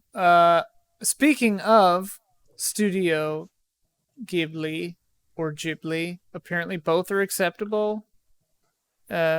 which is weird. A lot of people, basically everybody said Princess Mononoke, but My Neighbor Totoro came up. Let's see here. I'm just scanning everyone's comments for different ones. Oh, John White brought up Nazca, Valley of the Wind. Right? They just wrote Nazca. But Valley of the Wind is the whole title, yeah. I haven't seen that one. It looks great though. Oh, really? That's like I haven't seen like a couple of the Studio Ghibli films, and that's one of them. Oh, very eco. That's an eco movie. Yeah. If no one's ever seen it. Eco-friendly. Oh, got the yawns all of a sudden. Tyler Gardner says The Wind Rises. You would like that one. He would like that. I should get around to it. Puts it on the list. Rune Kachwaha, Spirited Away. Cisco, Ace, Jackson, Garcia. I love that. I love your name. They say they love all of them, but their family each has a different favorite. So, that's cute. First younger brother, fan of Spirited Away. Second younger sibling was a fan of Howl's Moving Castle. I noticed the was there. Sorry for your loss, if there was one. Youngest brother is partial to Porco Rosso. Oh. My baby sister loves Castle in the Sky. Yeah. And for the dad, he's a big supporter of Princess Mononoke. Wow. And apparently they're all on HBO Max. Yes. Nice. His family, not the Studio Ghibli movies. Oh, okay. JK. Colt Smith, Princess Mononoke, Trung Nguyen, Porco Rosso, Bjorn, Nazca, and Mononoke, Tokyo Godfathers. Is that Ghibli? No. Splantot, Princess Mononoke, Would You Kindly, Mononoke, Spirited Away, My Neighbor Totoro. You get the idea. People like them. Which ones is your favorites? Kiki's Delivery Service. Yes! Nice. I love Kiki's Delivery Service. There was a tweet recently I saw that was saying how they watched Kiki's as a kid and it was magical, and then they watched Kiki's as an adult and they like broke down crying in the middle of it. And that was me to a T. I watched it in theaters and my best friend Aaron and I were both crying. It was so wild. I loved it. Yeah. I think I saw it at my friend Pam and Chris's house. And yeah, it was just a wonderful experience. Is Mononoke Ghibli? Yeah. Is that Miyazaki? Yes, Mononoke. Yeah. Yeah. Nice. Yeah. Yeah. That and Totoro for me, for sure. Nice. Yeah. My sister really likes Howl's Moving Castle. I don't know if that's her fave. Might be Spirited Away. I don't know. I asked people. We're running low on time here. It's been an hour and a half already. I try to keep them to an hour and a half. Last time we hit 2 hours. Looking like this time we might hit 2 hours. Issa's not in our time zone, so I don't want to monopolize all of her time. We have fun here.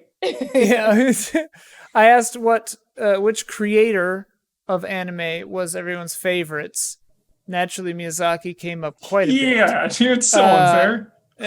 Makoto Shinkai came up, who did 5 centimeters per second and a couple other ones. Let's see.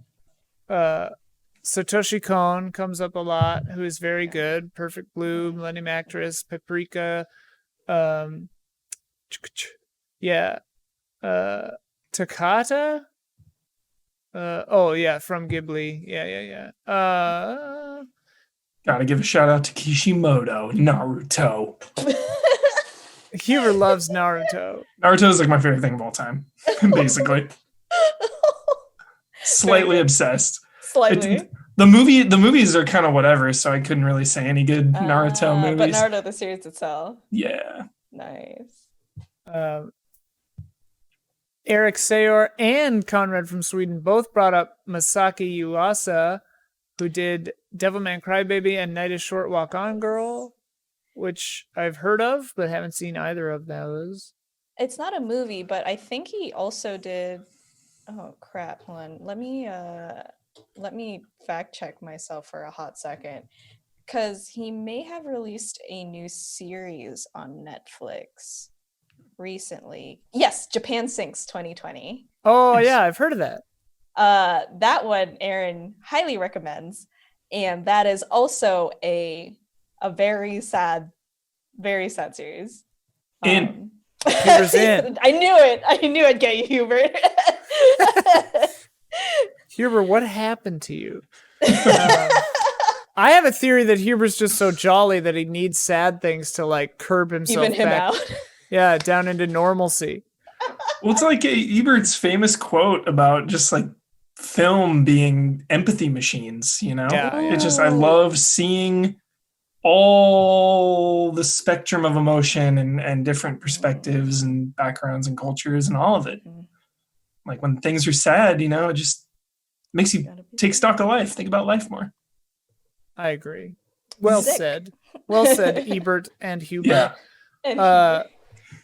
Huber, are the Relic, by the way, are Relic and the Wailing too scary for me?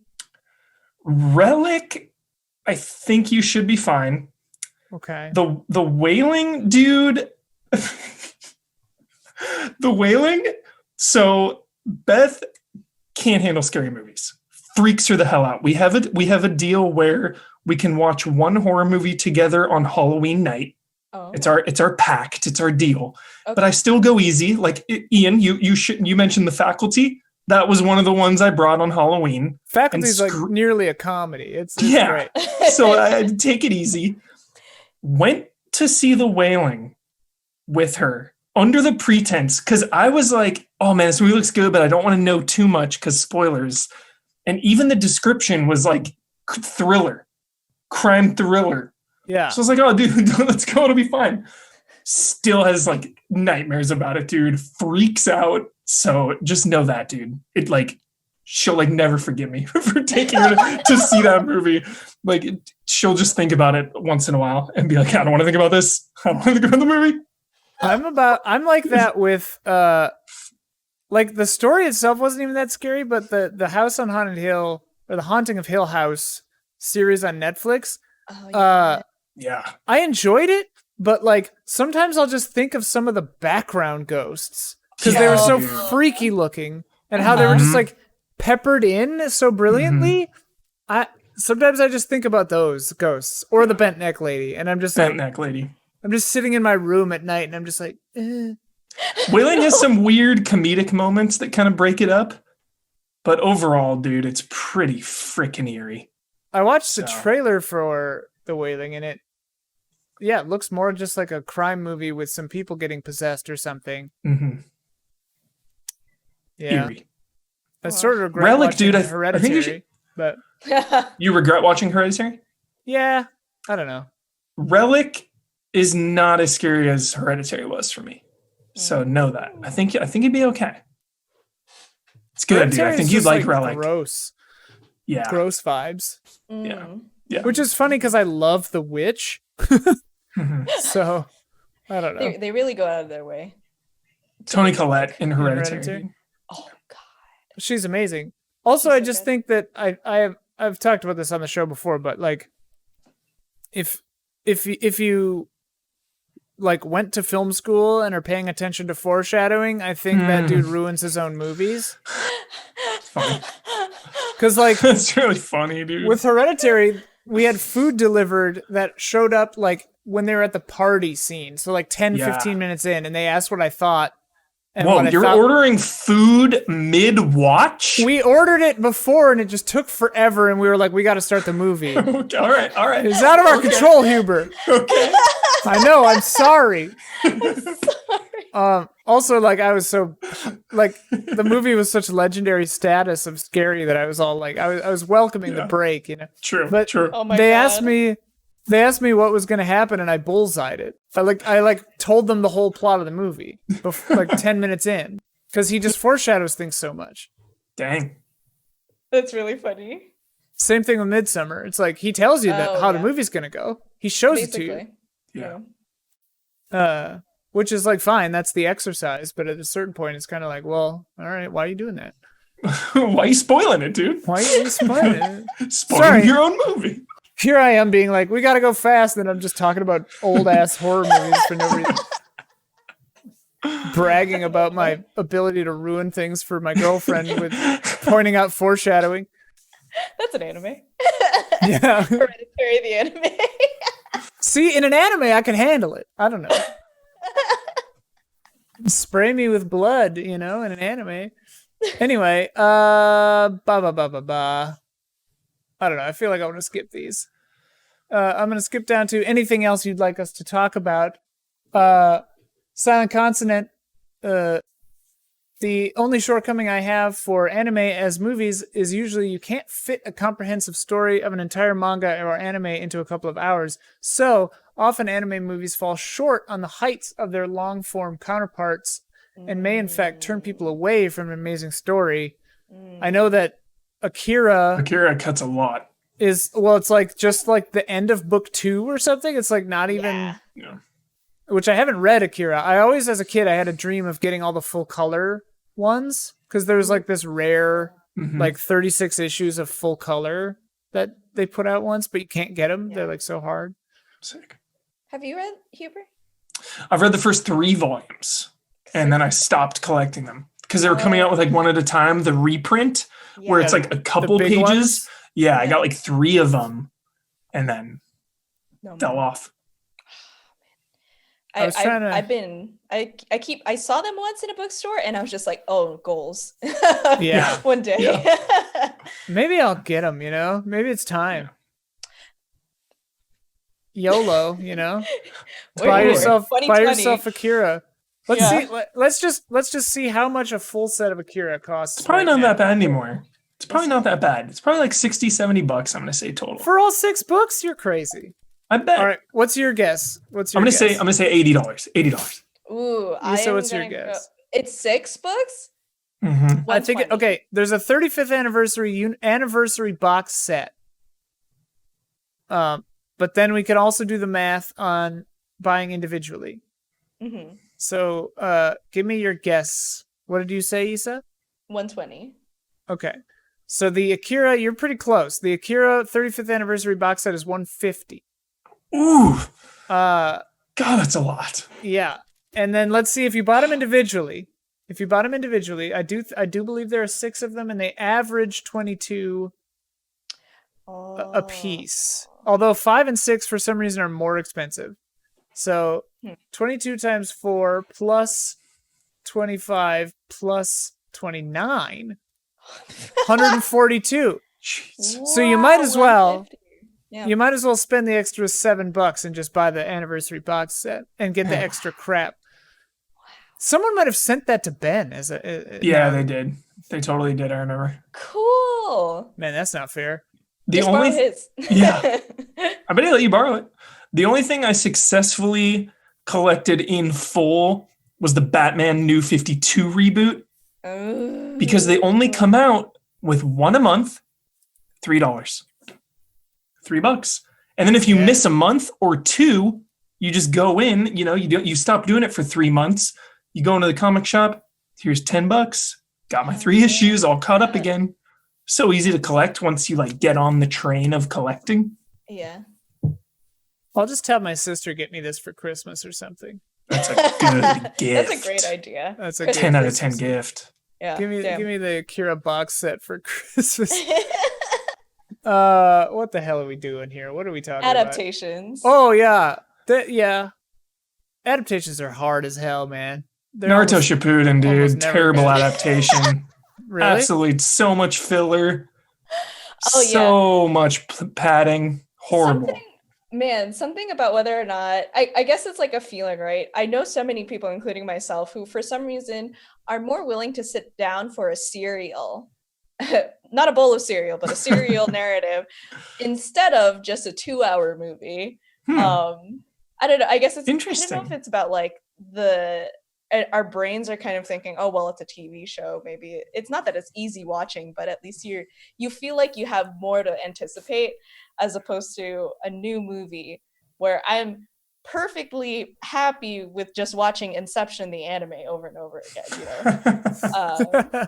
But yeah, I can feel that in terms of there is a bit of a wall when it comes to film versus series in terms of anime. Yeah. Cisco Ace Jackson Garcia brings up the subs v dubs. Ooh. An ageless debate. Ageless. Their example is from A Silent Voice, where there's one character mumbling something, and she says Tsuki, which is a shortened version of Tsuki ga Kire Desune, which translates to the moon is beautiful, isn't it? So then she just says the mumbled Tsuki, and then the other person asks the moon. It makes sense, but in English, she says I love you, and then he goes the moon. And so that, that's so difficult. Yeah, there's no way.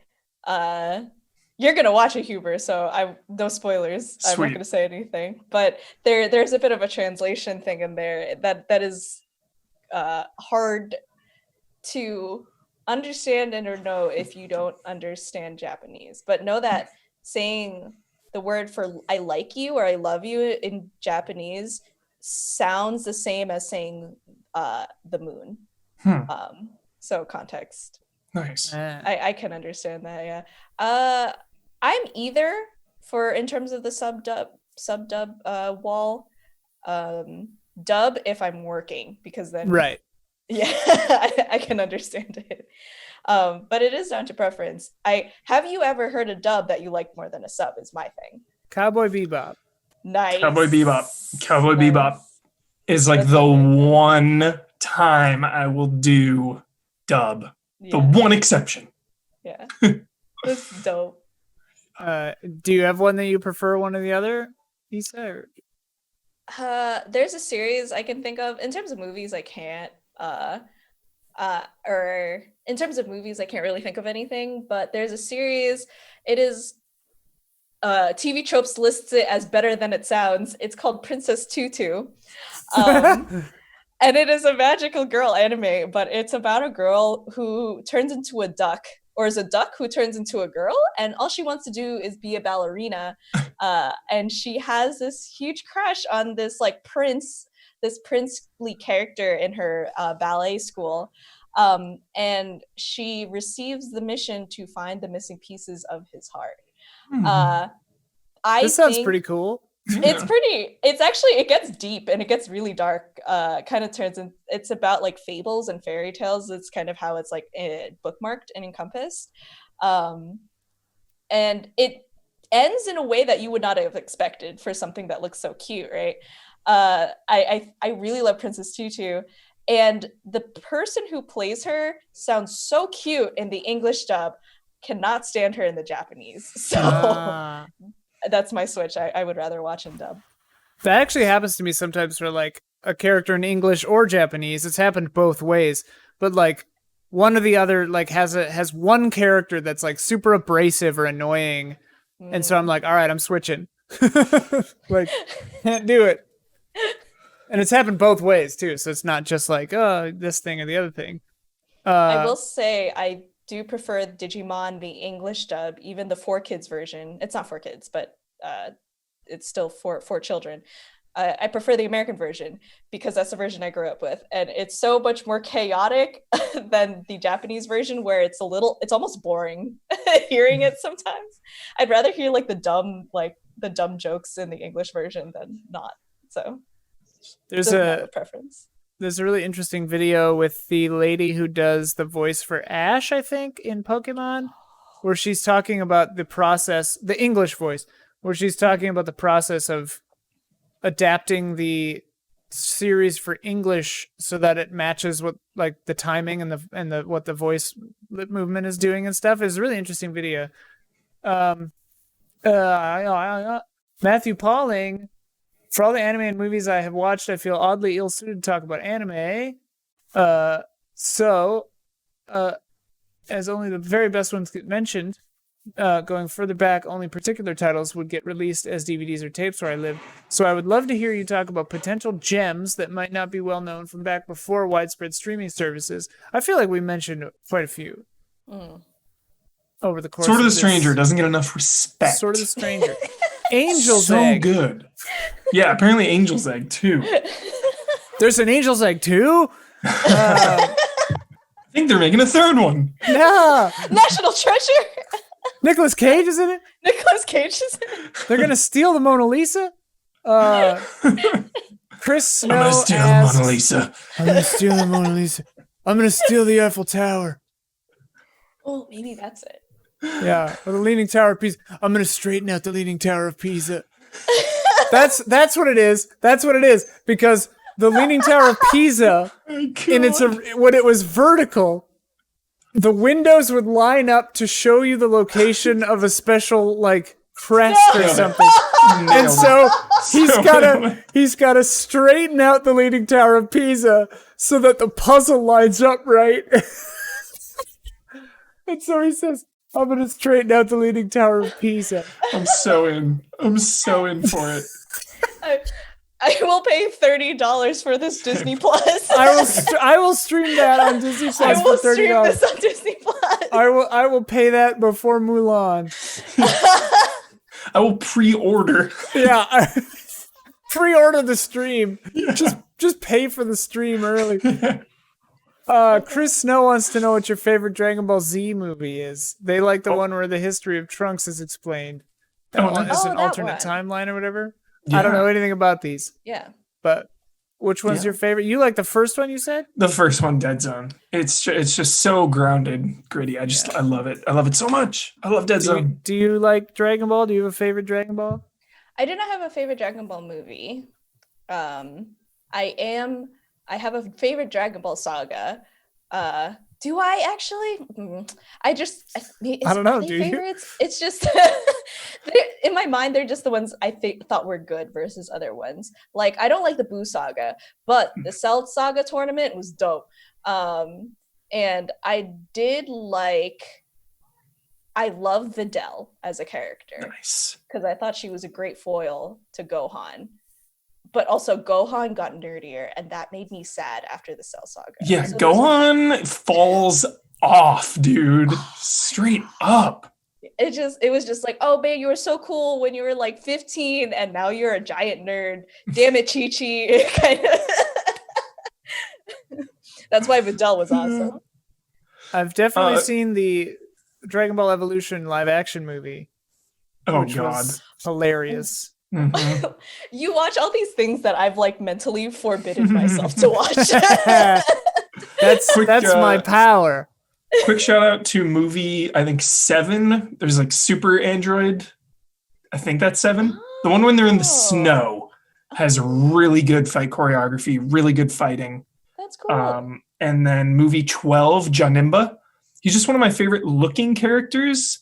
Janemba, he's like, I like his name. He's so cool. It starts out as just like this Boo-looking figure, and then he like transforms into this just perfect demonic enemy.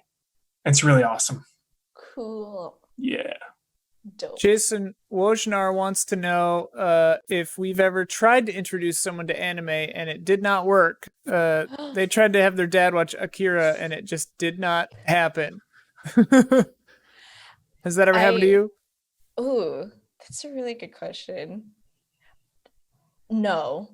I think every person who I have like watched an anime, it was not necessarily made, but like my sister, she's not someone who you think who would sit down and watch Naruto Shippuden, but she went through like almost all of Naruto Shippuden. Nice. And I was more impressed by it because she actually watched it as opposed to read it. And it was all while she was studying for like her MCATs or something. So I'm just like, awesome. Sister. So all of my attempts have been successes, if any. No, none for me. I've tried to get my dad to watch the MCU. Never gonna happen. Never gonna happen. Not into it. Same with Lord of the Rings. Not gonna happen. Huh. It's not enough fantasy superhero stuff. Huh. I feel like Lord of the Rings is like pretty dad wheelhouse usually. I don't know. That's pretty good. Fantasy, dude, just like swords and stuff, just not into it. Not into it. I can feel that. My dad is more of a fan of Nick Cannon's Drumline than watching like Lord of the Rings. What a pull. What the hell? That's how you know. Don't discredit my dad though. He likes amazing movies. He likes Nobody's dad discrediting movies. anybody's dad. Yeah. He loves really good shit. Does he like Jack Reacher? He likes the books. Yeah. Yeah, dude. That's like quintessential dad right there. Nice. Getting deep on Jack Reacher. Oh, you know what's quintessential dad though? James Bond. Sure. Yeah. That's a good dad series Totally. in terms of movies. Anyway. Conrad from Sweden wonders why mature animation didn't take off in the West as much, besides like Ralph Bakshi and heavy metal and stuff. Who's Ralph Bakshi? Wasn't there a thing about like importing fees and all that? Isn't that why when anime came over when we were a kid, it was just so damn expensive? It was like super hard to distribute over here, right? I also remember, I think we did talk about this last time, Ian. One of my hypotheses is Disney's fault. Yeah. Damn you, Disney. Damn you, Disney. Fucking Walt. They were the ones who really started that perception because that was what made money. Yeah. So no matter how many times people in the West, I think, tried to step away from it, you could not you could not see you could not ignore how successful a lot of children's for family things were. So I think that's the big thing, in my opinion. I think you're onto something there. I like that. Ralph Bakshi, I looked up, and it is who I was thinking of. It's Lord of the Rings, Fritz the Cat, Wizards, Coonskin, Cool World, American Pop, Heavy Traffic. Yeah. So definitely like more grown up stuff. Wizards is really weird. That kind of stuff sometimes is unsettling to me. Maybe because I was raised on Disney stuff, and yeah, I don't know. What anime? Jason A. Sackle wants to know, what anime surprised you the most? Definitely Berserk for me. I was just like, Berserk, dude. And it's like going into, you're like, yo, Berserk, it's pretty dark stuff. It's like, oh, all right. Whoa. Yeah, the darkest. And I've read Blood Meridian. So my answer is Neon Genesis Evangelion. Evangelion. I gotta watch that, man. Yeah, that Tenacious D thing like floors me. I love it. You've been converted now. I'm in. What's weird is I was going through the OST to try to find the original like Ray theme song, whatever. Yeah. And I realized I'd heard like every one of the songs. Oh, that much in the popular zeitgeist. It's like that much in the yeah. And I know I've seen some of it. I just haven't like sat down and watched it all. It's on Netflix now, you told me before? Yes. Yeah. It's on Netflix. It's like a whole new dub from when it was released like way before in the 90s. And my story with Eva is more so just I shit on it for the first 16 episodes and then I shut the fuck up after that. And I finished all the way to the end and my mind was completely changed. But I will not watch it again. That's my my Evangelion. And it's my favorite still. Nice. Love to see it. Here we got One Punch Man season 1 surprised me. Season 2 wasn't very good, but season 1 was so awesome. And I just went in like, man, this premise, like, he just beats everything in one punch. Like, how deep can we really get here? But they find ways to. I really like season 1 of that show. It's really awesome. Great. Nice. Tokyo Slim, patron saint of reaction shots, as I call him. Been a guest a couple of times now, and also usually writes very long, lovely comments. Their comment was eaten by Patreon, which happens sometimes. Sorry, but they did add. Blame Disney. Yeah, it's Disney's fault. They would like to add RIP to the victims of the Kyoto Animation arson attack, which has been just over a year. Bummer to that. And they also, normally we do a quote challenge where they bring us quotes and we try to guess what they're from. But this time, the quote challenge is taking a break, but he prepared a game for us. So we will see how we do. So he's going to give us some of the Disney dubbed Damn it, Disney. voice cast. Fucking Walt. And you have to tell us which Ghibli movie it is. Okay. So number 1, Dakota and Elle Fanning, Tim Daly, and Leah Salonga. Leah Salonga. Leah, yeah. Which Ghibli movie is this? The English dub for? Totoro, I don't know right? this one. I think Damiani The knew this one. sisters? Yeah. Yeah, Two Little Sisters. Yeah, because I think it's Totoro. It's probably Totoro. I'm looking to Yssa for all these. Yeah. Take us away, Yssa. I'll Yes. Yeah, carry us. I know Carry, one of please. them, but not. I know like the last one. Number 2, James Vanderbeek, Anna Paquin, Cloris Leachman, and Mark Hamill. Wait, shit. I remember Dami also probably knew this one, and it was because of Mark Hamill. Might be. Was this Mononoke? No, for sure not. Okay. I think it might be Howl's or Castle in the Sky. It's not Howl's. Castle in the Sky for Castle sure. in the Sky. Okay. Yeah, for sure. Because Mark Hamill's the bad guy. Yeah, he was the villain. Anna Paquin, that's an interesting one. No, I'm starting to remember now. Yeah, I think yeah. Castle in the Sky. Yeah. Number 3, Michael Keaton, Carrie Elwes, Susan Egan, and Brad Garrett. I Ooh, remember this what one. Damiani. I remember which one we decided it was last time. Was the one with the cat? The Cat Returns, that's right. Yeah. Because we Nice. thought Keaton was the cat. Yeah, let's look into that one. Number 4, Emily Mortimer, Gene. Hey, she's in Simmons. Relic. Yeah, she Oh, is. really? Yeah. Have you seen Relic? No, I was like Wikipediaing these movies as Huber was talking about them because I was like, oh, I want to be informed. And I saw she was on there. So yeah, this one is Emily Mortimer, Gene Simmons, Christian Bale, and Lauren Bacall. I was Moving Castle. Yeah, 100. Okay. All right. And then this one, I'm pretty sure I know. Number 5, Billy Crudup. How do you say that guy's name, dude? Billy Crudup. Dr. Manhattan. Oh, that's him. Yeah. Claire Danes, Tara Strong, and Minnie Driver. This one, I'm pretty sure, is Princess Mononoke. Oh, okay. Oh yeah, I Claire think- Danes is in that, right? Claire Yeah, Danes yeah. is the Yeah, princess. Tara dude. Strong is the bad lady, I think, the like industrialist, and Minnie Driver, I think, is the woman who works in the bellows or whatever. Oh, okay. I think. mm, Could yeah. be wrong. I don't know. And I think Billy Crudup is the Crudup. main guy. Right. I already forgot his name. It's okay. Well, we've officially gone even longer than the last time we did this, so we win. In your face, Tommy. Yeah, eat it, Damiani. No, Damiani is a peach. I love Damiani. I could eat a peach. I could eat a peach for hours. Yeah, I know. I was thinking it too. Oh my God. Damn it. What a movie.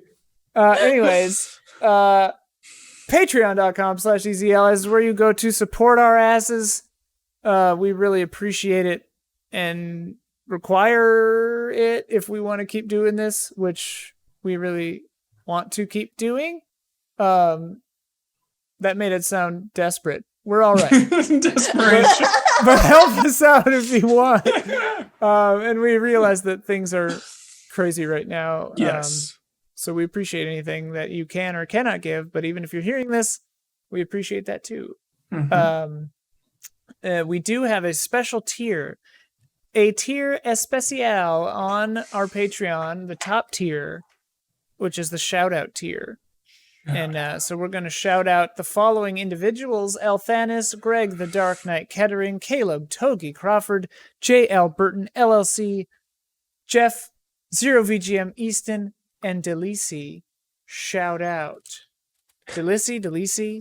I'm going to check because I think someone said one differently last time. Nope, they're all still the same. Okay. Yes, but anyway, thank you so much, Yssa Badiola. Badiola. Thank you guys. Yeah, thank you so much. This was a hoot. Be sure you check out Recorded by Arizal. on whatever Arizal on Rooster Teeth that's or such a good way to remember. YouTube. Yeah, because I wanted to say Arizal, but then I was like Arizal. I'm so glad. This brings me joy. But we'll put a link in the description for that. Yeah, but anyway, you're welcome back anytime you want. Yes. Thanks, guys. What other kind of movies do you like? So we know when to bring you back if you want, or just tell us to leave you alone, and we will. I'm like, don't leave me alone, but man, I don't watch enough movies. I'll to be determined. Well, TV shows. We've got Nicolas Cage episode coming up, dude. Yes, but it's already got 2 guests on it. But we could make it 5. Well, dude, Tokyo Slim is like obsessed with Nick Cage. Yeah, right? Tokyo Slim and just do a specific episode just on National Treasure, and it'll be just us reciting the movie. I the no trailer joke. for 3 drops. Yeah, if a trailer for 3 drops, we will reunite and do a National Treasure dedicated episode. Straight up. Oh my god, yes. I no joke love those movies. Same. Unironically. Yeah, unironically. Do Pure at enjoyment. me. I love those stupid good. ass movies. Anyway, I'm gonna go watch National Treasure and some anime at the same time. I'm gonna go sit in front of a fan. Yeah, it's hot. Blast. All right, God, well, good luck, guys. thanks, Yssa. Thank you, Thanks, Yssa. Huber. Thank you Thank all you, for watching everyone. and listening. Bye-bye.